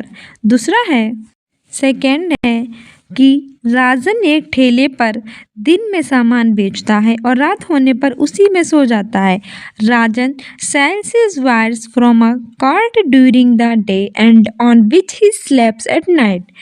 Next है, जॉय एक नए शॉपिंग मॉल में ब्रांडेड कपड़ों का शोरूम खोलता है। Joy starts a showroom in a new mall to sell branded wear. और चौथा है कि बीड़ा एक अनधिकृत बस्ती में एक दंत चिकित्सालय चलाती है। Veena has a dental clinic is an unauthorised colony. तो सही आंसर हो जाएगा इसमें ऑप्शन बी कि राजन एक ठेले पर दिन में सामान बेचता है और रात होने पर उसी में सो जाता है। एक्सप्लेनेशन भी है कि राजन एक ठेले पर दिन में सामान को बेचता है और रात होने पर उसी में सो जाता है। यह स्थिति भारत के एक शहर में आए जो प्रवासी मजदूर होते हैं उनके बारे में बताती है। सबसे करीब व्यवस्था यही होती है जो दर्शाती है अपने मूल निवास स्थान से दूर आंतरिक अथवा अंतर्राष्ट्रीय सीमाओं पार लोगों की आवाजाही को प्रवासन कहते हैं। मतलब इस व्यक्ति एक स्थान से दूसरे स्थान जाता है उसे हम कहते हैं प्रवासन।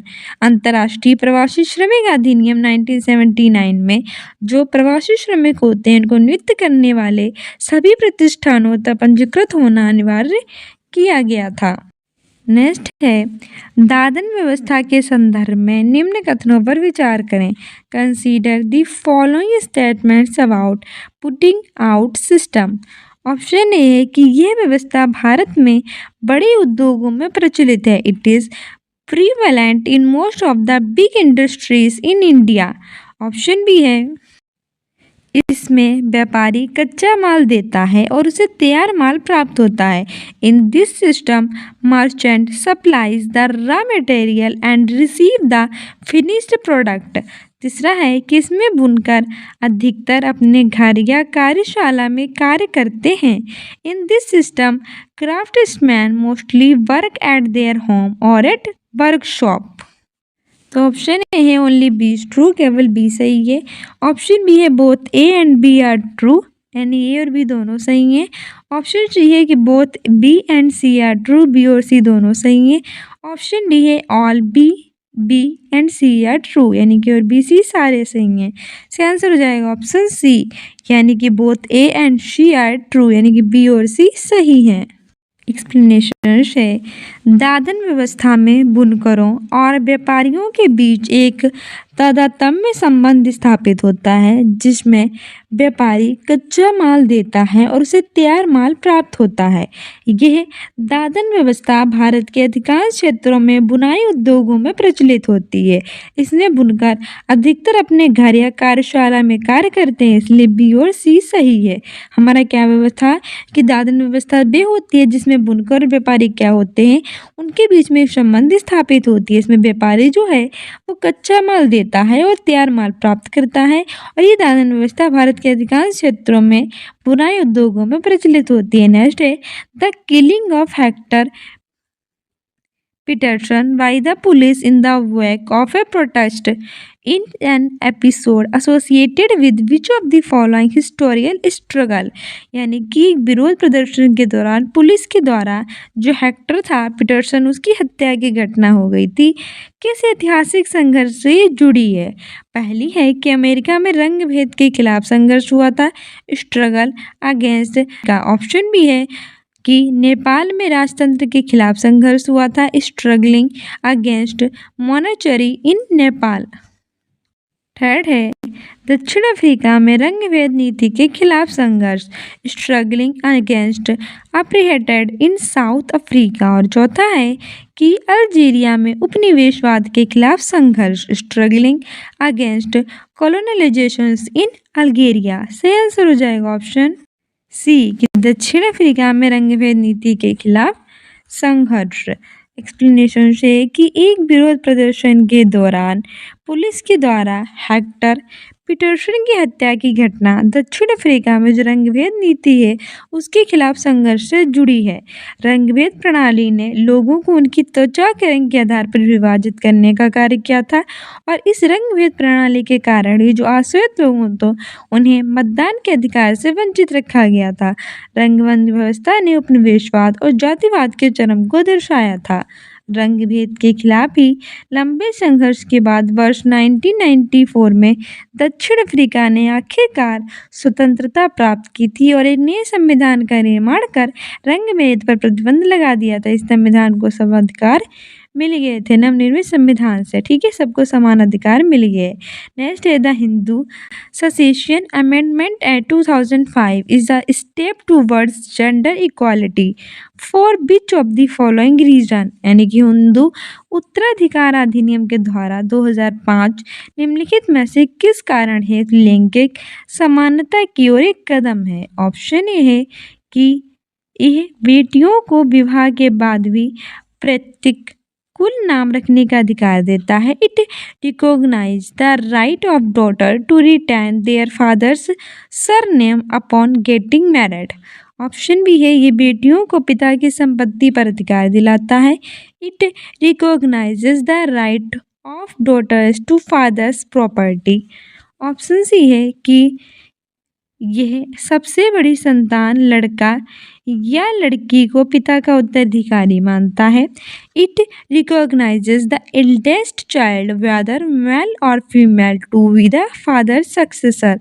ऑप्शन डी है यह केवल गैर विवाहित बेटियों के पिता की जमीन का अधिकार मानता है। It recognises the right of only unmarried daughter to father's lands. सेंस हो जाएगा ऑप्शन बी, ये बेटियों को पिता की संपत्ति पर अधिकार दिलाता है। से कि हिंदू उत्तराधिकार अधिनियम धारा 2005 के अनुसार ये बेटियों की पिता की संपत्ति पर अधिकार दिलाता है। हिंदू उत्तराधिकार अधिनियम 2005 क्या कहता है कि जो बेटियां होती हैं उनकी पिता की संपत्ति पर अधिकार होता है। सितंबर 2005 में 1956 के अधिनियम में संशोधन के बाद से वर्ष 2005 से महिलाओं को संपत्ति विभाजन के लिए शेहदायिक के रूप में मान्यता दी गई है, और इस अधिनियम की धारा 6 में संशोधन किया गया ताकि एक शेहदायक की पुत्री को भी जन्म से शेहदायक बनाया जा सके तथा लैंगिक समानता की ओर एक महत्वपूर्ण कदम है। पहले क्या होता था कि लड़कियों का संपत्ति में अधिकार होने के बावजूद उन्हें नहीं मिलता था, लेकिन हिंदू उत्तराधिकार अधिनियम 2005 आया जिसने ये सम्मान दिया कि जो बेटियां होती हैं वो भी पिता की ही होती हैं और बेटे भी पिता के ही होते हैं। जब बेटों का अधिकार है तो बेटियों का क्यों नहीं, इसीलिए बेटियों को पिता की संपत्ति पर अधिकार दिलाया गया। और सितंबर 2005 में 1956 के अधिनियम में संशोधन के बाद महिलाओं को संपत्ति विभाजन के लिए शेहदायिक के रूप में भी मान्यता दी गई। नेक्स्ट है कि भारतीय देश के दिन को याद करने के लिए गणतंत्र दिवस मनाते हैं। अच्छा क्वेश्चन है। और अब 26 जनवरी को हम गणतंत्र दिवस यानी रिपब्लिक डे सेलिब्रेट भी कर रहे हैं, तो इम्पोर्टेंट भी है। तो Indians celebrate Republic day in order two marks day, यानी हम क्यों 26 जनवरी को गणतंत्र दिवस मनाते हैं, किसको याद करने के लिए? पहला है भारत के पहले चुनाव यानी इंडिया फर्स्ट जनरल इलेक्शन को याद करने के लिए। नहीं, हम आम चुनाव को याद करने के लिए क्यों मनाएंगे गणतंत्र दिवस? दूसरा है भारत की स्वतंत्रता, इंडियाज इंडिपेंडेंस। तीसरा है संविधान के लागू होने यानी इन्फोर्समेंट ऑफ द कॉन्स्टिट्यूशन। और चौथा है संविधान के लेखन पूरा होने, completion of the writing of the constitution. नहीं, सही आंसर इसमें हमारा हो जाएगा ऑप्शन सी, संविधान के लागू होने, इन्फोर्समेंट ऑफ द कॉन्स्टिट्यूशन। भारतीय संविधान के लागू होने के दिन को याद करने के लिए गणतंत्र दिवस यानी कि रिपब्लिक डे मनाते हैं। हमारी एक्सप्लेनेशन भी है कि भारतीय संविधान के लागू होने के दिन को याद करने के लिए गणतंत्र दिवस यानी कि रिपब्लिक डे मनाया जाता है। भारतीय संविधान की जो मूल संरचना है भारत सरकार अधिनियम 1935 पर आधारित है। भारत का संविधान 26 नवंबर 1949 को औपचारिक रूप से अंगीकृत किया गया था, लेकिन यह 26 जनवरी 1950 को भारतीय संविधान पूर्ण रूप से लागू हुआ। इसीलिए हर साल 26 जनवरी को गणतंत्र दिवस के रूप में मनाते हैं। पूछ लेता है कि जो हमारा भारत का संविधान है अंगीकृत कब किया गया, तो ये 26 नवंबर 1949 को किया गया था। लेकिन पूर्ण रूप से कब लागू हुआ, शब्दों पर ध्यान रखना, अंगीकृत और पूर्ण रूप से लागू, तो ये 26 जनवरी 1950 को लागू किया गया था। इसीलिए हम 26 जनवरी को गणतंत्र दिवस यानी कि रिपब्लिक डे मनाते हैं।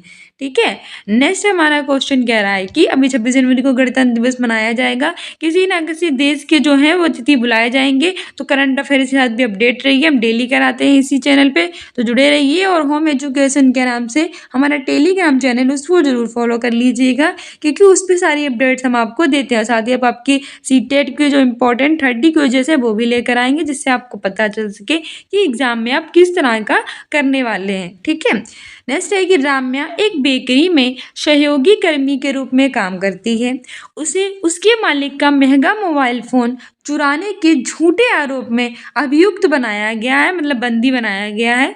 परंतु वह अपनी खराब आर्थिक स्थिति के चलते अपने बचाव के लिए वकील नहीं कर पाती है। उसके केस का प्रतिनिधित्व करने के लिए भारतीय संविधान के किस अनुच्छेद के अनुसार राज्य द्वारा वकील दिया जाएगा? यानी कि ये है कि एक लड़की है, उसने क्या कर ली है, जहाँ वो वर्क करती है वहीं चोरी की है, तो उसे पकड़ लिया गया। लेकिन उसके आर्थिक स्थिति यानी कि उसके पास पैसा बिल्कुल नहीं है कि वो अपने लिए एक वकील भी हायर कर पाए। तो इसके लिए हमारी भारत सरकार है वो, तो इसके लिए हमारा भारतीय संविधान है उसे वकील प्रदान करेगा, लेकिन किस अनुच्छेद के द्वारा करेगा ये बताओ? तो हमारा ऑप्शन ए है आर्टिकल 38 यानी अनुच्छेद 38। ऑप्शन बी है आर्टिकल 39A अनुच्छेद 39 है। ऑप्शन सी है आर्टिकल 40 यानी अनुच्छेद 40। ऑप्शन डी है आर्टिकल 21 यानी अनुच्छेद 21। तो सही आंसर हो जाएगा ऑप्शन बी, अनुच्छेद 39A यानी कि आर्टिकल 39A। ये वकील को प्रतिनिधित्व देता है, यानी कि भारतीय संविधान के अनुसार हमें वकील प्रदान करता है। हमारी एक्सप्लेनेशन भी है कि भारत के संविधान के भाग 4 के आर्टिकल 36 से लेकर 51 में राज्य के नीति निर्देशक सिद्धांत DPSP यानी director principle of state policy शामिल है। यह आयरलैंड के संविधान से ली गई है। संविधान संशोधन 1976 के द्वारा अनुच्छेद 39 में कहा गया है कि राज्य गरीबों को निःशुल्क कानूनी सहायता प्रदान करेगा। दिए गए प्रश्न में भी राम्या के ऊपर जो झूठा आरोप लगा है सही साबित करनी है, तो आर्टिकल 39A के तहत राज्य द्वारा वकील दिया जाएगा, यानी कि जो वो है वो 39A के तहत वकील रख सकती है। ठीक है, तो इसमें कई सारे क्वेश्चंस हैं जो हमसे पूछेगा।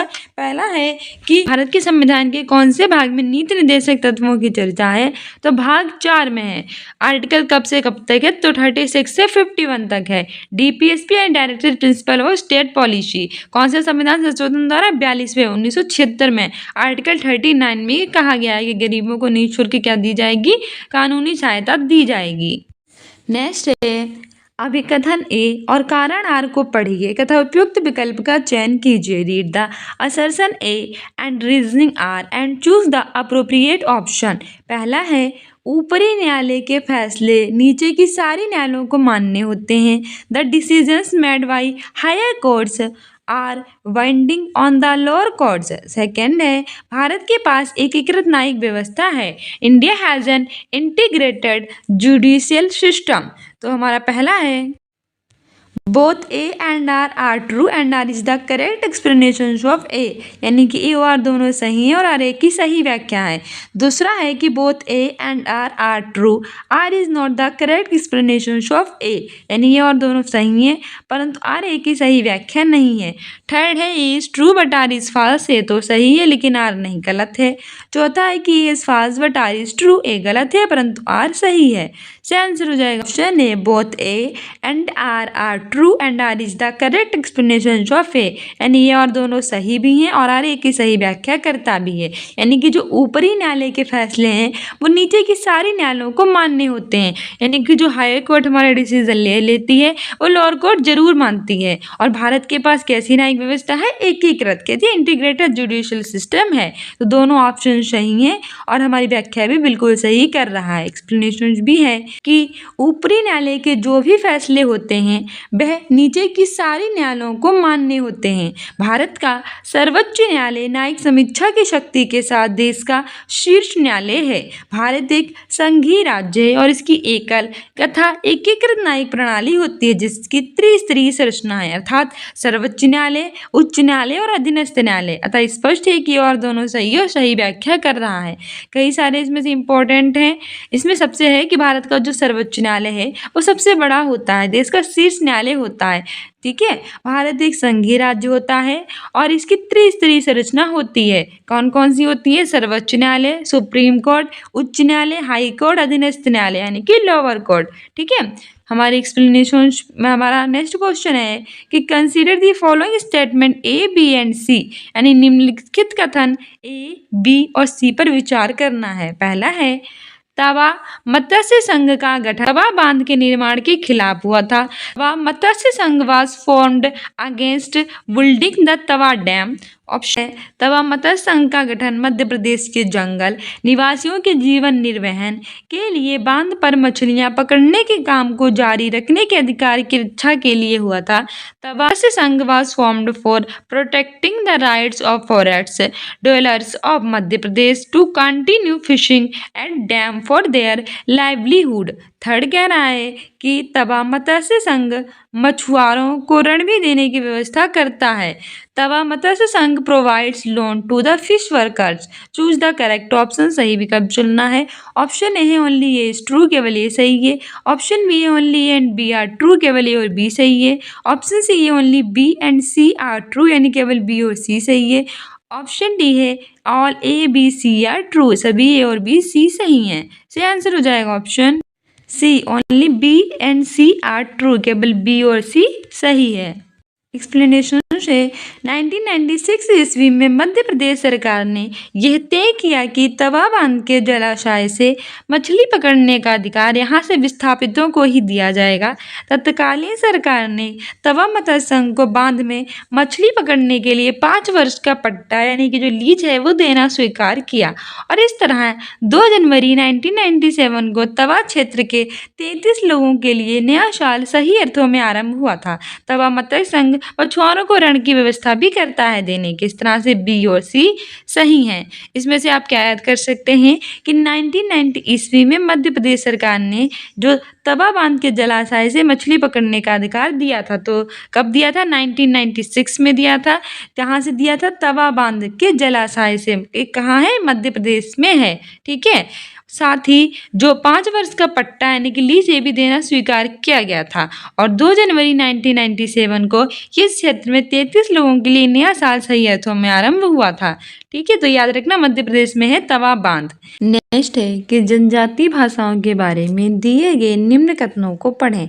Consider the following statements about tribal language. Option A है संथाली भाषा का अपना बड़ी मात्रा में प्रकाशन होता है जिनमें इंटरनेट पर पत्रिकाएं भी शामिल हैं। Santhali has significant body of publication including magazine at the internet. Second है कि जनजातीय भाषाएं संस्कृत से बिल्कुल अलग हैं और संभवतः उतनी ही पुरानी हैं। Tribal language are radically different from and possibly as old as Sanskrit. तो चूज द करेक्ट ऑप्शन, सही विकल्प चुनना है। ऑप्शन ए है ओनली ए इज ट्रू, केवल ए सही है। ऑप्शन बी है ओनली बी इज ट्रू, केवल बी सही है। ऑप्शन सी है both A and B are true, यानी कि ए और बी दोनों सही हैं।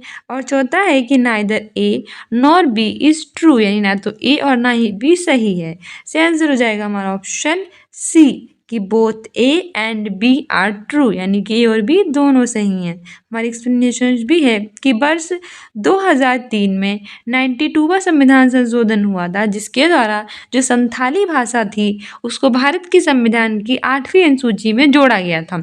इसमें बोडो, डोंगरी, मैथिली भाषाओं के साथ भारत की आधिकारिक भाषा के रूप में सूचीबद्ध किया गया।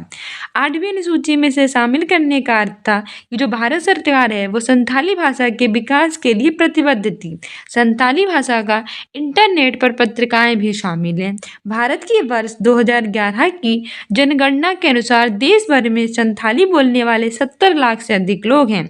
जनजातीय भाषाएं संभवतः पुरानी और संस्कृत से बिल्कुल अलग होती हैं। इस प्रकार से संदर्भों के संदर्भ में ए और बी दोनों सही हैं। ठीक है, याद रखना 92वां संविधान संशोधन हुआ था 2003 में।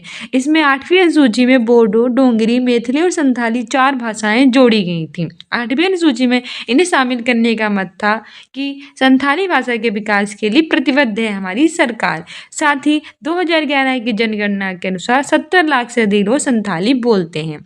हमारा नेक्स्ट क्वेश्चन है कि मैच द फॉलोइंग कॉलम, यानी कि हमें कॉलम ए को बी से मिलाना है। तो हमारा स्तंभ ए का मिलान करना है स्तंभों का। कॉलम एक्स सामाजिक विज्ञान के अधिगम के ये तरीके हैं, लेकिन कॉलम बाई में विवेचन यानी कि अर्थ है। तो मिलान करो। व्यवहारवादी समकालित ज्ञान में सहायता करना, रचनावादी सीमित कौशल और तथ्यों का सच्चे, बहुविषय उपागम विषय हमेशा स्वतंत्र होते हैं और अंतर विषय उपागम यानी अधिगमकर्ता केंद्रित और प्रासंगिक। तो किसके साथ मिलान होगा? ऑप्शन ए है हमारा फर्स्ट का 4 है, सेकेंड का फर्स्ट है। तो हमारा सही आंसर ही आपको बता दें, नहीं जिसमें कंफ्यूज हो जाएंगे आप। सही आंसर हो जाएगा हमारा ऑप्शन बी। ठीक है, ऑप्शन बी बिल्कुल सही है, यानी कि ए का सेकेंड वाले के साथ मिलान होगा। व्यवहारवादी जो होगा सीमित कौशल और तथ्यों का संचय, इसमें क्या होगा? व्यवहारवादी में सीमित कौशल और तथ्यों का संचय। वहीं बी वाले का 4 होगा, यानी रचनावादी होगा अधिगमकर्ता केंद्रित और प्रासंगिक। सी वाले का 3rd होगा, बहुविषय उपागम होता है, विषय हमेशा कैसे होते हैं? स्वतंत्र होते हैं। और डी का 1st यानी कि जो अंतर विषय उपागम होता है वो समकालिक ज्ञान में सहायता करता है। ठीक है, तो व्यवहारवादी होता है सीमित कौशल और तथ्यों का संचय, रचनावादी होता है अधिगम केंद्रित और प्रासंगिक, बहुविषय उपागम होता है विषय हमेशा स्वतंत्र होते हैं, और अंतर विषय उपागम होता है समकालिक ज्ञान में सहायता करना। ठीक है, हमारी एक्सप्लेनेशन भी है कि सही सुमेलन इस प्रकार है। व्यवहारवादी सीमित कौशल और तथ्यों का संचय, रचनावादी अधिगमकर्ता पे केंद्रित होती है और प्रासंगिक होती है, बहुविषय उपागम विषय हमेशा इसमें स्वतंत्र होते हैं, और अंतर विषय उपागम होता है समकालिक ज्ञान में क्या करना? सहायता करना। नेक्स्ट है which of the following is the correct explanation of the term site in history, यानी कि निम्नलिखित में से वो कौन सा शब्द है जो इतिहास में पुरा स्थल की सही व्याख्या प्रस्तुत करता है? वह स्थान जहाँ पत्थर के औजारों का निर्माण किया जाता है, a place where store tools were manufactured, और दूसरा है वह स्थान जहाँ औजार, बर्तन और इमारतों जैसी वस्तुओं के अवशेष मिले हों, a place where the remains of things like tools, pots, buildings etc were found. Option C है वह स्थान जहाँ खेटक खाक संग्रहक रहते हैं, a place where hunter gatherers used to live, और चौथा है वह स्थान जहाँ प्राचीन इंजीनियरिंग कार्यों के अवशेष मिले हों, a place where remains of ancient engineer works were found. तो हमारा सही आंसर हो जाएगा ऑप्शन बी, वह स्थान जहाँ औजार, बर्तन और इमारतों जैसी वस्तुओं के क्या मिले हों? अवशेष मिले हों। हमारी एक्सप्लेनेशन भी है कि वह स्थान जहाँ औजार, बर्तन और इमारतों जैसी वस्तुओं के अवशेष मिले हों, ये तथ्य इतिहास में पुरा स्थल की सही व्याख्या प्रस्तुत करता है। प्राचीन इतिहास की विशद सामग्री को समझने योग्य बनाने के लिए इसको 3 भागों में बांटा है। पहला है प्रागैतिहासिक काल, दूसरा है आद्य ऐतिहासिक काल, तीसरा है ऐतिहासिक काल। ठीक है, प्रागैतिहासिक काल का इतिहास पूरी तरह से पुरातात्विक साक्ष्यों से हमें पता चलता है, क्योंकि इस काल का कोई भी लिखित साक्ष्य उपलब्ध नहीं था। तो आपसे पूछेगा कि कौन से इतिहास का कोई लिखित साक्ष्य नहीं है, वो है हमारे प्रागैतिहासिक काल का। कैसे पता चला है? पुरातात्विक साक्ष्यों से। कितने होते हैं पालों में बांटा गया है? प्रागैतिहासिक में, आद्य ऐतिहासिक में और ऐतिहासिक में। नेक्स्ट है, एक शिक्षिका अपने विद्यार्थियों के साथ अल्पसंख्यक समुदाय के जीवंत अनुभवों के बारे में चर्चा करना चाहती है।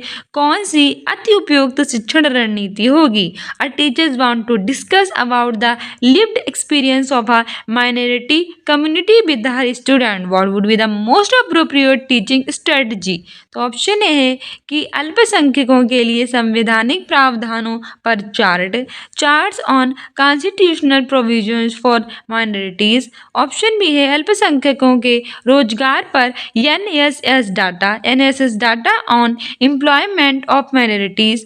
तीसरा है एक फीचर फिल्म जिसमें एक अल्पसंख्यक किरदार हैं, a feature film having a minority character. और ऑप्शन डी है कि अल्पसंख्यक प्रभुत्व वाले क्षेत्र में लोगों की दैनिक गतिविधियों पर एक प्रस्तुतिकरण, a presentation on people's daily activities in a minority dominated area. से आंसर हो जाएगा ऑप्शन डी, अल्पसंख्यक प्रभुत्व वाले क्षेत्रों में लोगों की दैनिक गतिविधियों पर एक प्रस्तुतिकरण। ठीक है, presentation on people's daily activity in a minority dominated area. हमारी एक्सप्लेनेशन भी कह रही है कि अल्पसंख्यक प्रभुत्व वाले क्षेत्र में लोगों की दैनिक गतिविधियों पर एक प्रस्तुतिकरण एक अति उपयुक्त शिक्षण रणनीति होती है, जिस पर शिक्षिका विद्यार्थियों के साथ अल्पसंख्यक समुदाय के जीवंत अनुभवों के बारे में चर्चा करना चाहती है। भारतीय संविधान में भी अल्पसंख्यक वर्गों के संबंध में चर्चा की गई है, जैसे कि आर्टिकल 29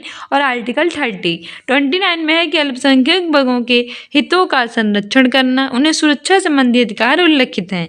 वहीं 30 में शिक्षा संस्थानों की स्थापना और प्रशासन करने का अल्पसंख्यक वर्गों को अधिकार भी प्रदान किया गया है। दोनों आर्टिकल याद रखना, पूछ लेगा आर्टिकल 29, 30। 29 में उनके अल्पसंख्यकों के हितों का संरक्षण और सुरक्षा, और 30 में है इनके शिक्षा संस्थानों की स्थापना और प्रशासन करने का अल्पसंख्यकों को अधिकार। नेक्स्ट है to introduce elementary school student to issues of caste based discrimination which of the following resources can be used. प्रारंभिक शिक्षा के विद्यार्थियों को जाति आधारित भेदभाव के मुद्दों से परिचित कराने के लिए हम कौन से संसाधन का प्रयोग कर सकते हैं? पहला है अभिलेख जो अशोक के स्तंभ पर लिखे हैं, अशोकास पिलर इनस्क्रिप्शंस। ऑप्शन भी है आरक्षण नीति पर लेख, टेस्ट ऑन रिजर्वेशन पॉलिसी।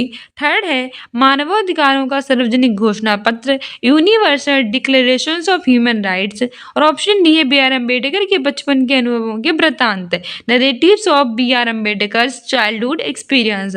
तो देखो सबसे अच्छा यही था कि बी.आर. अम्बेडकर के बचपन के अनुभवों के वृत्तांत। हमारी एक्सप्लेनेशन भी है कि बी.आर. अम्बेडकर डॉक्टर भीमराव अम्बेडकर के बचपन के अनुभवों के वृत्तांत का प्रयोग हम प्रारंभिक शिक्षा के विद्यार्थियों को जाति पर आधारित भेदभाव के मुद्दों से परिचित कराने के लिए एक महत्वपूर्ण तथ्य हो सकता है। अम्बेडकर ने जातिगत भेदभाव को दूर करने के लिए 1936 में एनिहिलेशन ऑफ कास्ट यानी जाति प्रथा का विनाश नामक पुस्तक लिखी थी।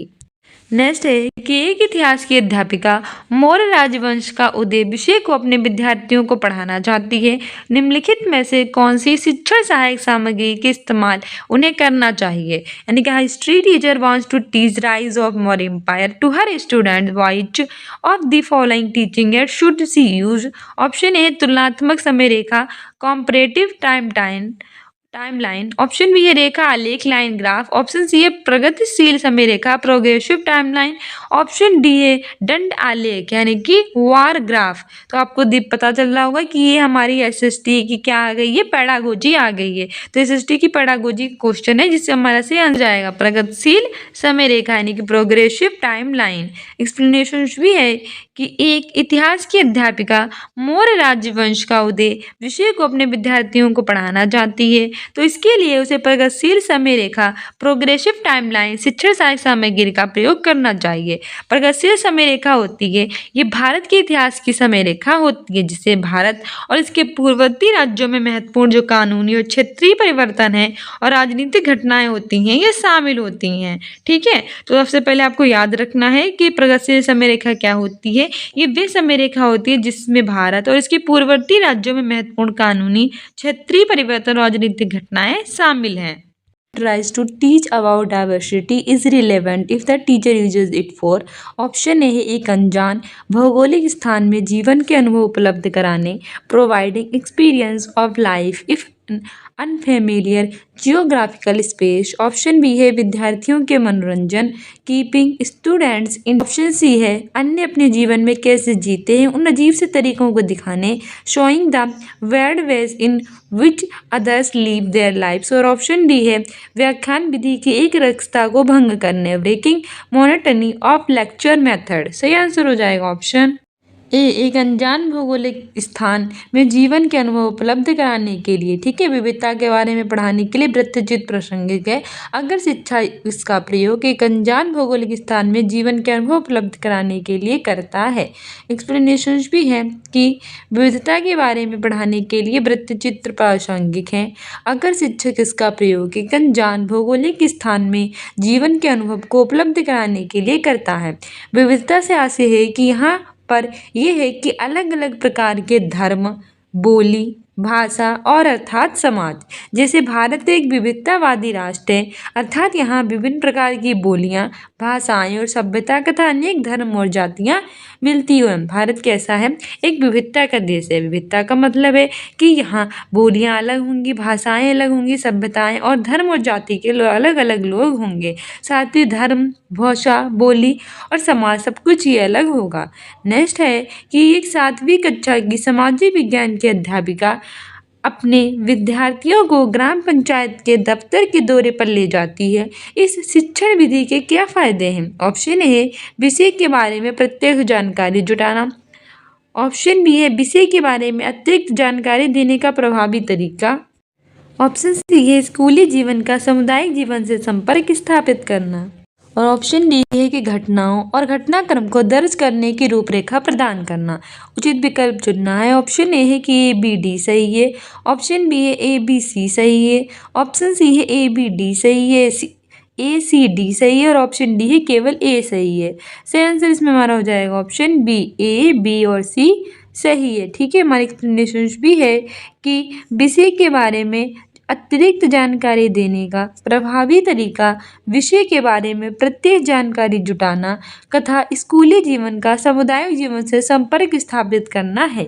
यह साइट विजिट के प्रमुख लाभ है जिसके अंतर्गत एक 7वीं कक्षा की सामाजिक विज्ञान की अध्यापिका अपने विद्यार्थियों को ग्राम पंचायत के दफ्तर के दौरे पर ले जाती है। बच्चों को विषय के अतिरिक्त ध्यान देने से उनके मौलिक और जो तार्किक चिंतन है उसका विकास होता है।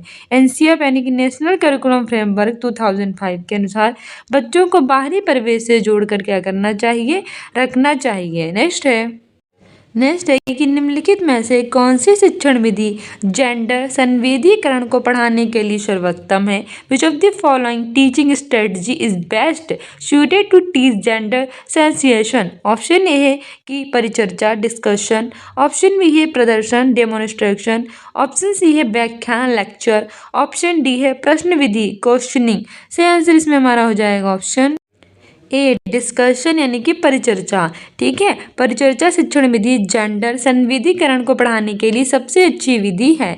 हमारी एक्सप्लेनेशन भी है कि जेंडर संवेदीकरण को पढ़ाने के लिए सबसे अच्छी विधि परिचर्चा है।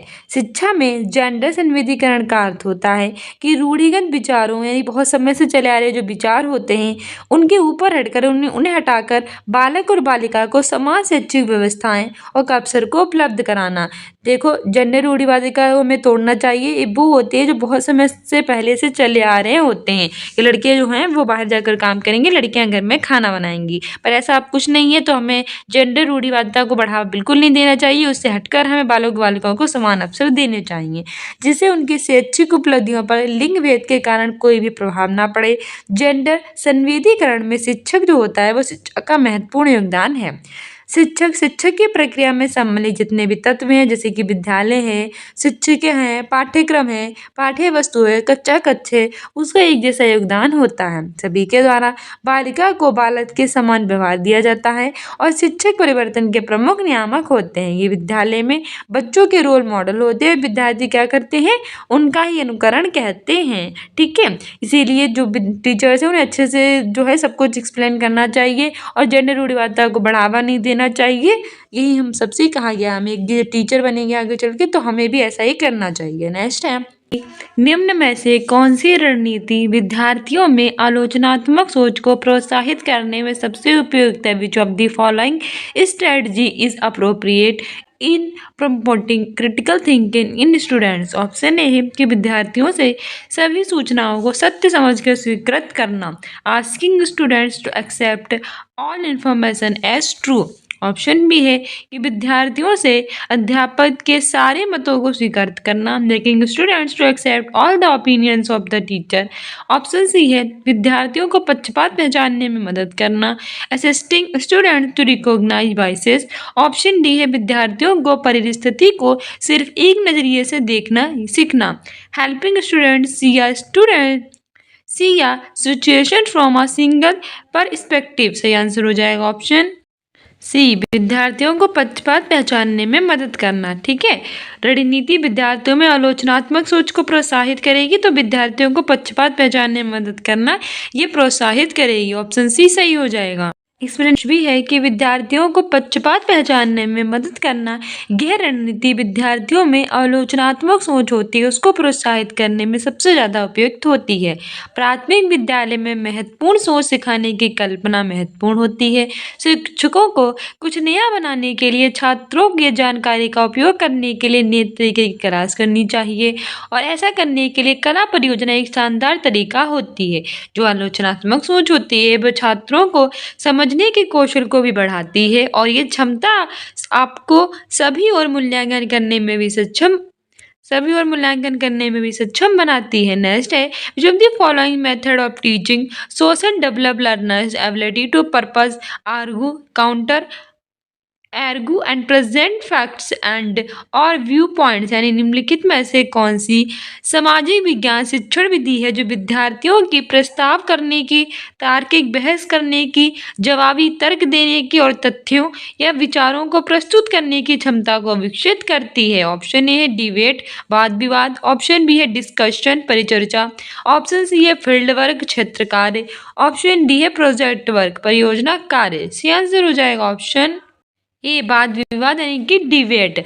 ये सामाजिक विज्ञान शिक्षण की विधि है जो विद्यार्थियों की प्रस्ताव करने की, उनमें तार्किक बहस करने की, जवाबी तर्क देने की और तथ्य और जो विचार होते हैं उनको प्रस्तुत करने की जो एबिलिटी होती है उसको डेवलप करती है। हमारी एक्सप्लेनेशन भी है कि वाद विवाद सामाजिक विज्ञान शिक्षण विधि विद्यार्थियों की प्रस्ताव करने की, तार्किक बहस करने की, जवाबी तर्क देने की और तथ्यों या विचारों को प्रस्तुत करने की क्षमता को विकसित करती है।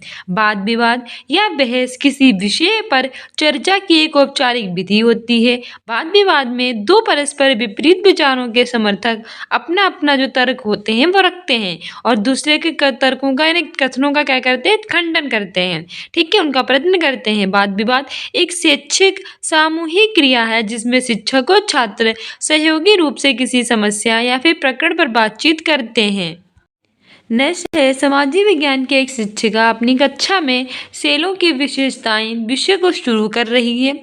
निम्न में से कौन सी गतिविधि होगी उसके उद्देश्य हेतु सबसे अधिक महत्व रखती है? ऑप्शन ए है कि पृथ्वी की परतों को दर्शाते मॉडल को दिखाना व उस पर चर्चा करना, ऑप्शन बी है पाठ्य पुस्तक में दी गई सेलों की विशेषताओं को पढ़ना और समझाना, ऑप्शन सी है विद्यार्थियों को उनके आसपास पाई जाने वाली सेलों को इकट्ठा करने के लिए कहना और ऑप्शन डी है विभिन्न प्रकार की सेलों को लाना तथा इनका प्रयोग इन सेलों की विशेषताओं को पहचानने तथा तुलना करने में करना। सही आंसर हो जाएगा ऑप्शन डी, विभिन्न प्रकार की सेलों को लाना तथा इनका प्रयोग इन सेलों की जो विशेषताएं होती हैं उनको पहचानने तथा तुलना करने में करना। हमारी एक्सप्लेनेशन भी है कि सामाजिक विज्ञान की एक शिक्षिका है वो अपनी क्लासरूम में सेलों की विशेषताओं से संबंधित विषय को शुरू कर रही है।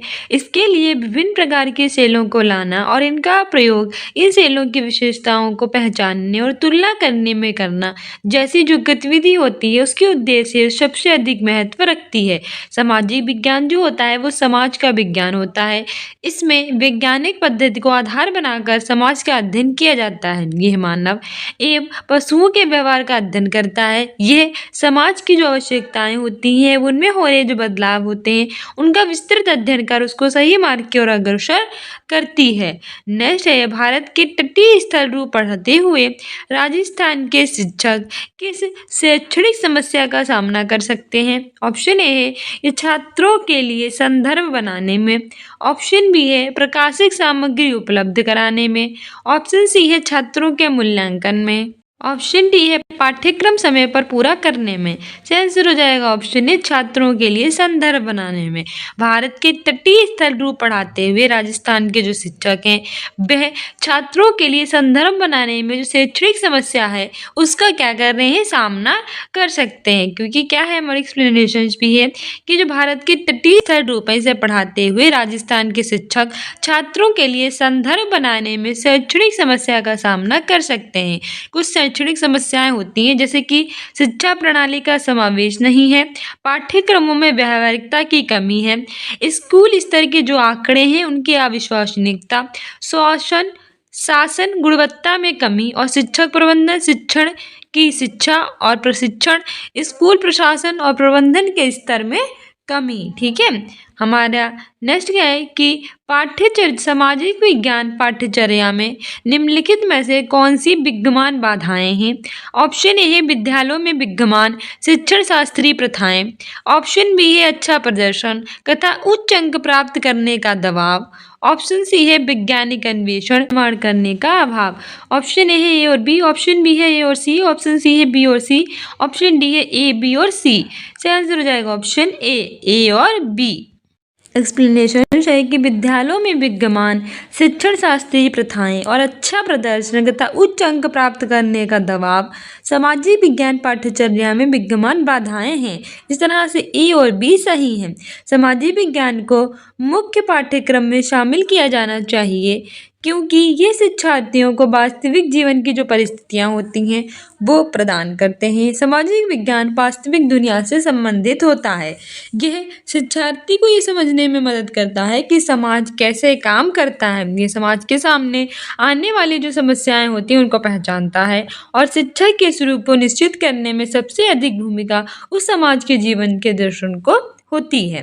नेक्स्ट है कि प्रारंभिक विद्यालय के छात्रों के समक्ष भारत के राष्ट्रीय आंदोलन की चर्चा के लिए निम्न स्रोतों को उल्लेखित किया जा सकता है। ऑप्शन ए है सेल्यूलर जेल के आधिकारिक दस्तावेज और पत्र। ऑप्शन बी है सेल चित्रकला। ऑप्शन सी है कबीर के दोहे और ऑप्शन डी है अशोक स्तंभ। सही आंसर हो जाएगा हमारा ऑप्शन ए सेल्यूलर जेल के आधिकारिक दस्तावेज और पत्र। हमारी एक्सप्लेनेशन भी है कि प्रारंभिक विद्यालय के छात्रों के समक्ष भारत के राष्ट्रीय आंदोलन की चर्चा के लिए सेल्यूलर जेल के आधिकारिक दस्तावेज और पत्र को उल्लेखित किया जा सकता है, जबकि सेल चित्रकला, कबीर के दोहे, अशोक का स्तंभ प्राचीन दस्तावेजों से संबंधित है। ठीक है, इनका राष्ट्रीय आंदोलन में कोई भूमिका नहीं होती। जो सेल्यूलर जेल है ये अंडमान निकोबार द्वीप समूह में स्थित है और राष्ट्रीय आंदोलन के दौरान कई क्रांतिकारियों को इस जेल में रखा गया था। इस जेल का इस्तेमाल भारत की औपनिवेशिक सरकार द्वारा अपराधी और राजनीतिक कैदियों को निर्वासित करने के उद्देश्य से किया जाता है। सेल्यूलर जेल को काला पानी के नाम से भी जानते हैं। लोग कहते हैं तुम्हें काला पानी की सजा देंगे, सेल्यूलर जेल को हम काला पानी के नाम से भी जानते हैं। नेक्स्ट है सामाजिक विज्ञान की कक्षा में परियोजना विधि का प्रयोग करने का मुख्य उद्देश्य। ऑप्शन ए है विद्यार्थियों को सामाजिक विज्ञान के सैद्धांतिक ज्ञान के निर्माण में संलग्न करना। ऑप्शन बी है सामाजिक विज्ञान कक्षा में शिक्षण समय बचाना। ऑप्शन सी है कि सामाजिक विज्ञान शिक्षक का भार कम करना और ऑप्शन डी है विद्यार्थियों को वास्तविक जीवन में जो आ रही सामाजिक समस्याएं हैं उनके जांच में संलग्न करना। तो सबसे अच्छा यही है, हमारा आंसर हो जाएगा डी। एक्सप्लेनेशंस भी है कि सामाजिक विज्ञान की कक्षा में जो परियोजना विधि है उसका प्रयोग करने का मुख्य उद्देश्य होता है विद्यार्थियों को वास्तविक जीवन में सामाजिक समस्याओं की जांच में संलग्न करना। सामाजिक विज्ञान के प्रभावी शिक्षण अधिगम को सुनिश्चित करने में परियोजना विधि का योगदान इस प्रकार है। जैसे कि ऑप्शन ए है कि स्व निर्देशित जो गतिविधि होती हैं उनके माध्यम से उन्हें सीखने की अनुमति देता है। दूसरा है कि जो व्यक्तिगत है को व्यवहारिक ज्ञान प्रदान करता है। तीसरा है कि जो शिक्षार्थी हैं उनको व्यवहारिक ज्ञान प्रदान करता है। चौथा है कि जो सीखने वाले हैं उनको खोजकर्ता में बदल देता है। पांचवा है कि वास्तविक जीवन के साथ ये सीखने से संबंधित है।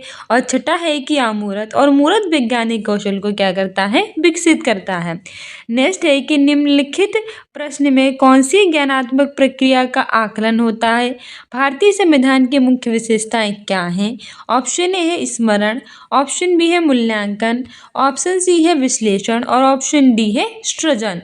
से आंसर हो जाएगा हमारा ऑप्शन ए स्मरण। ठीक है, स्मरण ज्ञानात्मक प्रक्रिया का आकलन होता है जो कि भारतीय संविधान की मुख्य विशेषता होती है। वन एक्सप्लेनेशन भी है कि स्मरण में ज्ञानात्मक प्रक्रिया का आकलन होता है।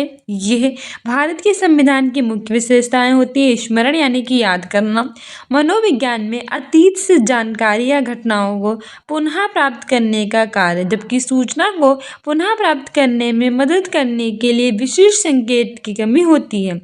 स्मरण करने की महत्वपूर्ण विधियाँ होती हैं हमारी खंड विधि, प्रगतिशील विधि, क्रिया विधि, पूर्ण विधि और मिश्रित विधि। ये सारी होती है कौन कौन सी, खंड विधि, प्रगतिशील विधि, क्रिया विधि, पूर्ण विधि और मिश्रित विधि। नेक्स्ट है कि निम्न में से कौन सी कार्यनीति समूह आकलन का हिस्सा नहीं है। डिबेट, ऑप्शन बी है सेमिनार प्रस्तुति, सेमिनार प्रेजेंटेशंस, ऑप्शन सी है सत्रांत परीक्षा, term and examinations, option D है कक्षा में चर्चा, क्लास डिस्कशन। सही आंसर हो जाएगा ऑप्शन सी, सत्रांत परीक्षा। ठीक है, क्योंकि इसने हमसे पूछा था कि कार्यनीति समूह आकलन का हिस्सा नहीं है। नहीं, हमारा यही हो जाएगा टर्म एंड एग्जामिनेशन, बाकी सारे होते हैं, ये नहीं होता। नहीं पूछा था तो ऑप्शन सी सही हो जाएगा, क्योंकि होता है कि नहीं होता है ये जरूर देख लिया कीजिए, इससे हमारे कंफ्यूज हो जाते हैं क्वेश्चन में। एक्सप्लेनेशन है कि जो सत्रांत परीक्षा है एक कार्यनीति समूह आकलन का हिस्सा नहीं है, जबकि वाद विवाद, सेमिनार, प्रस्तुति, कक्षा में चर्चा जैसे कार्यनीति समूह आकलन का हिस्सा है। किसी कार्य को पूर्ण करने के उद्देश्य से बच्चों के द्वारा सामूहिक रूप से कार्य करते समय सीखने और प्रगति का आकलन सामूहिक आकलन है। आकलन का यह तरीका बच्चों के सामूहिक कौशलों, सहयोग द्वारा सीखने की प्रक्रिया तथा जो बच्चों के व्यवहार होते हैं उनसे संबंधित अन्य मूल्यों के आकलन के लिए बहुत उपयुक्त पाया जाता है। आकलन के द्वारा बालकों की प्रगति स्तर का पता भी लगाता है। नेक्स्ट है कि निम्न में से कौन सा कथन सतत और व्यापक मूल्यांकन के बारे में सही नहीं है। यानी विच of the following statement is not true about continuous and comprehensive evolution. Option A है कि ये विद्यार्थियों के व्यवहार के केवल जो संज्ञानात्मक पक्ष होता है उसकी आवश्यकता को पूरी करता है। ऑप्शन बी है मूल्यांकन रणनीतियाँ शिक्षण अधिगम की प्रक्रिया के साथ समाकलित हैं। ऑप्शन सी है कि विद्यार्थियों के सर्वांगीण आकलन को सुनिश्चित करता है। और ऑप्शन डी है ये अध्यापकों को समय पर प्रतिपुष्टि प्रदान करते हैं। सही आंसर हो जाएगा ऑप्शन ए, ये विद्यार्थियों के व्यवहार के केवल जो संज्ञानात्मक पक्ष हैं उनकी आवश्यकताओं को क्या करता है, पूरी करता है। ऑप्शन ए सही हो जाएगा। हमारी एक्सप्लेनेशन भी है कि सतत और व्यापक मूल्यांकन विद्यार्थियों के व्यवहार के केवल जो संज्ञानात्मक पक्ष होते हैं उनकी आवश्यकताओं की पूर्ति करता है, ये सही नहीं है। जबकि सतत और व्यापक मूल्यांकन के बारे में मूल्यांकन रणनीतियाँ शिक्षण अधिगम की प्रक्रिया के साथ समाकलित होती हैं। ये विद्यार्थियों का पूरी तरह से यानी सर्वांगीण यानी पूरी तरह से आकलन को सुनिश्चित करती हैं और ये अध्यापकों को समय पर प्रतिपुष्टि प्रदान करती हैं। ये सभी सही हैं। सतत तथा व्यापक मूल्यांकन का अर्थ है कि छात्रों के विद्यालय आधारित मूल्यांकन की प्रणाली जिसमें छात्र के विकास के सभी पक्ष शामिल होते हैं। ठीक है, सतत व्यापक मूल्यांकन का मतलब होता है कि छात्रों के विद्यालय पर आधारित की मूल्यांकन की सभी प्रणालियों का जिससे छात्रों का सारा पक्षों का विकास शामिल हो। लोकतंत्र विषय को शुरू करने से पहले एक अध्यापिका कक्षा में इससे संबंधित प्रश्न पूछती है कि वो किस तरह का आकलन कर रही है। ऑप्शन ए है पूर्व अवधारणा का आकलन, ऑप्शन बी है योगात्मक आकलन, ऑप्शन सी है नैदानिक आकलन, ऑप्शन डी है रचनात्मक आकलन। सही आंसर हो जाएगा option A, assessment for pre पर कंसेप्ट। लोकतंत्र विषय को शुरू करने से पहले एक अध्यापिका कक्षा में पूर्व अवधारणा का आकलन कर रही है। ठीक है, ऑप्शन ए सही हो जाएगा। एक्सप्लेनेशन भी है कि लोकतंत्र विषय को शुरू करने से पहले एक टीचर कक्षा में इससे संबंधित प्रश्न पूछती है तो वह पूर्व अवधारणा का आकलन करना चाहती है। सीखने के आकलन का अभ्यास शिक्षकों द्वारा उनकी शिक्षण अधिगम प्रक्रिया के दौरान किया जाता है। इसका मुख्य उद्देश्य होता है कि शिक्षार्थियों की सुविधा के अनुसार शिक्षण में सुधार और सीखने में वृद्धि करना। ठीक है, यह शिक्षण अधिगम की प्रक्रिया के साथ होता है। Next, a well designed portfolio should be, एक अच्छी तरह से डिजाइन किया गया जो पोर्टफोलियो है वह डैश होना चाहिए। ऑप्शन ए उद्देश्यपूर्ण और व्यवस्थित, ऑप्शन बी है विद्यार्थियों के प्रदत्त कार्यों और गतिविधियों को प्रतिबिंबित करने वाला, ऑप्शन सी है विद्यार्थियों की एक लंबी समय अवधि के काम का संचयन। तो चूज द करेक्ट ऑप्शन। सही विकल्प चुनना है। Option A B only, option B है B C only, option C है A C only, option D A B C. सही आंसर हो जाएगा ऑप्शन डी, ए बी और सी। हमारे एक्सप्लेनेशंस भी है कि एक अच्छी तरह से डिज़ाइन किया गया पोर्टफोलियो उद्देश्यपूर्ण और व्यवस्थित होना चाहिए, विद्यार्थी के प्रदत्त कार्यों और गतिविधियों को प्रतिबिंबित करने वाला होना चाहिए और विद्यार्थी के एक लंबी समय अवधि के काम का संचयन होना चाहिए। पोर्टफोलियो एक प्रकार का रिपोर्ट कार्ड और फाइल होती है जिसमें विद्यार्थियों की शैक्षिक और गैर शैक्षिक सभी तरह की जानकारियों को क्रम से एकत्रित करके रखा जाता है। साधारण भाषा में कहें तो विद्यार्थियों की उपलब्धि और कमियों का रिकॉर्ड पोर्टफोलियो में रखते हैं। पोर्टफोलियो शिक्षार्थी की क्षमताएं, विचारों और दृष्टिकोणों का प्रमाण प्रदान करता है और एक पोर्टफोलियो बच्चों की क्रमिक प्रगति को दर्शाता है और मार्ग को प्रसारित करता है। ठीक है, सो डियर स्टूडेंट्स, ये था हमारा एसएसटी का प्रीवियस ईयर का पेपर जैसा आप होता है वैसे सेम करवाया है, कोई भी इधर उधर हमने नहीं किया है, जिससे आपको आइडिया मिले कैसे एग्जाम में क्वेश्चन पूछे जाते हैं। ठीक है, 6 to 8 का है, 2.5 घंटे का है, 6/2/2023 को हुआ था। सबसे पहले तो हमें होम एजुकेशन के नाम से टेलीग्राम पे फॉलो कर लीजिए, जिससे क्या हो सके कि कोई भी अपडेट आती है एग्ज़ाम से रिलेटेड, सीटेट की कैसे होगा, कब होगा, वो आपको पता चल सके। और दूसरी मोस्ट इम्पॉर्टेंट ये है कि होम एजुकेशन के नाम से अगर हमें टेलीग्राम पे फॉलो कर लेंगे तो 15 क्वेश्चंस की या 30 क्वेश्चंस की हम क्यूज़ लेकर आएंगे, जिससे आपको पता चलेगा सीटेट की Hindi, CDP, English, math, SST में कैसे क्वेश्चन पूछे गए हैं। ठीक है, उसमें आप देखो, इसमें तो आप पता चलेगा कि कैसे क्वेश्चन है और उसमें पता चलेगा कि आप उन क्वेश्चंसों को अटेम्प्ट कर पा रहे हैं या नहीं। इसलिए हमें फॉलो कर लीजिए। मिलते हैं नेक्स्ट वीडियो में। Don't forget to subscribe our channel and don't forget to share our channel. ठीक है, ज़्यादा से ज़्यादा शेयर कीजिए, अच्छे अच्छे कमेंट कीजिए, तो अच्छी अच्छी वीडियोज़ लेकर आएंगे। Thank you.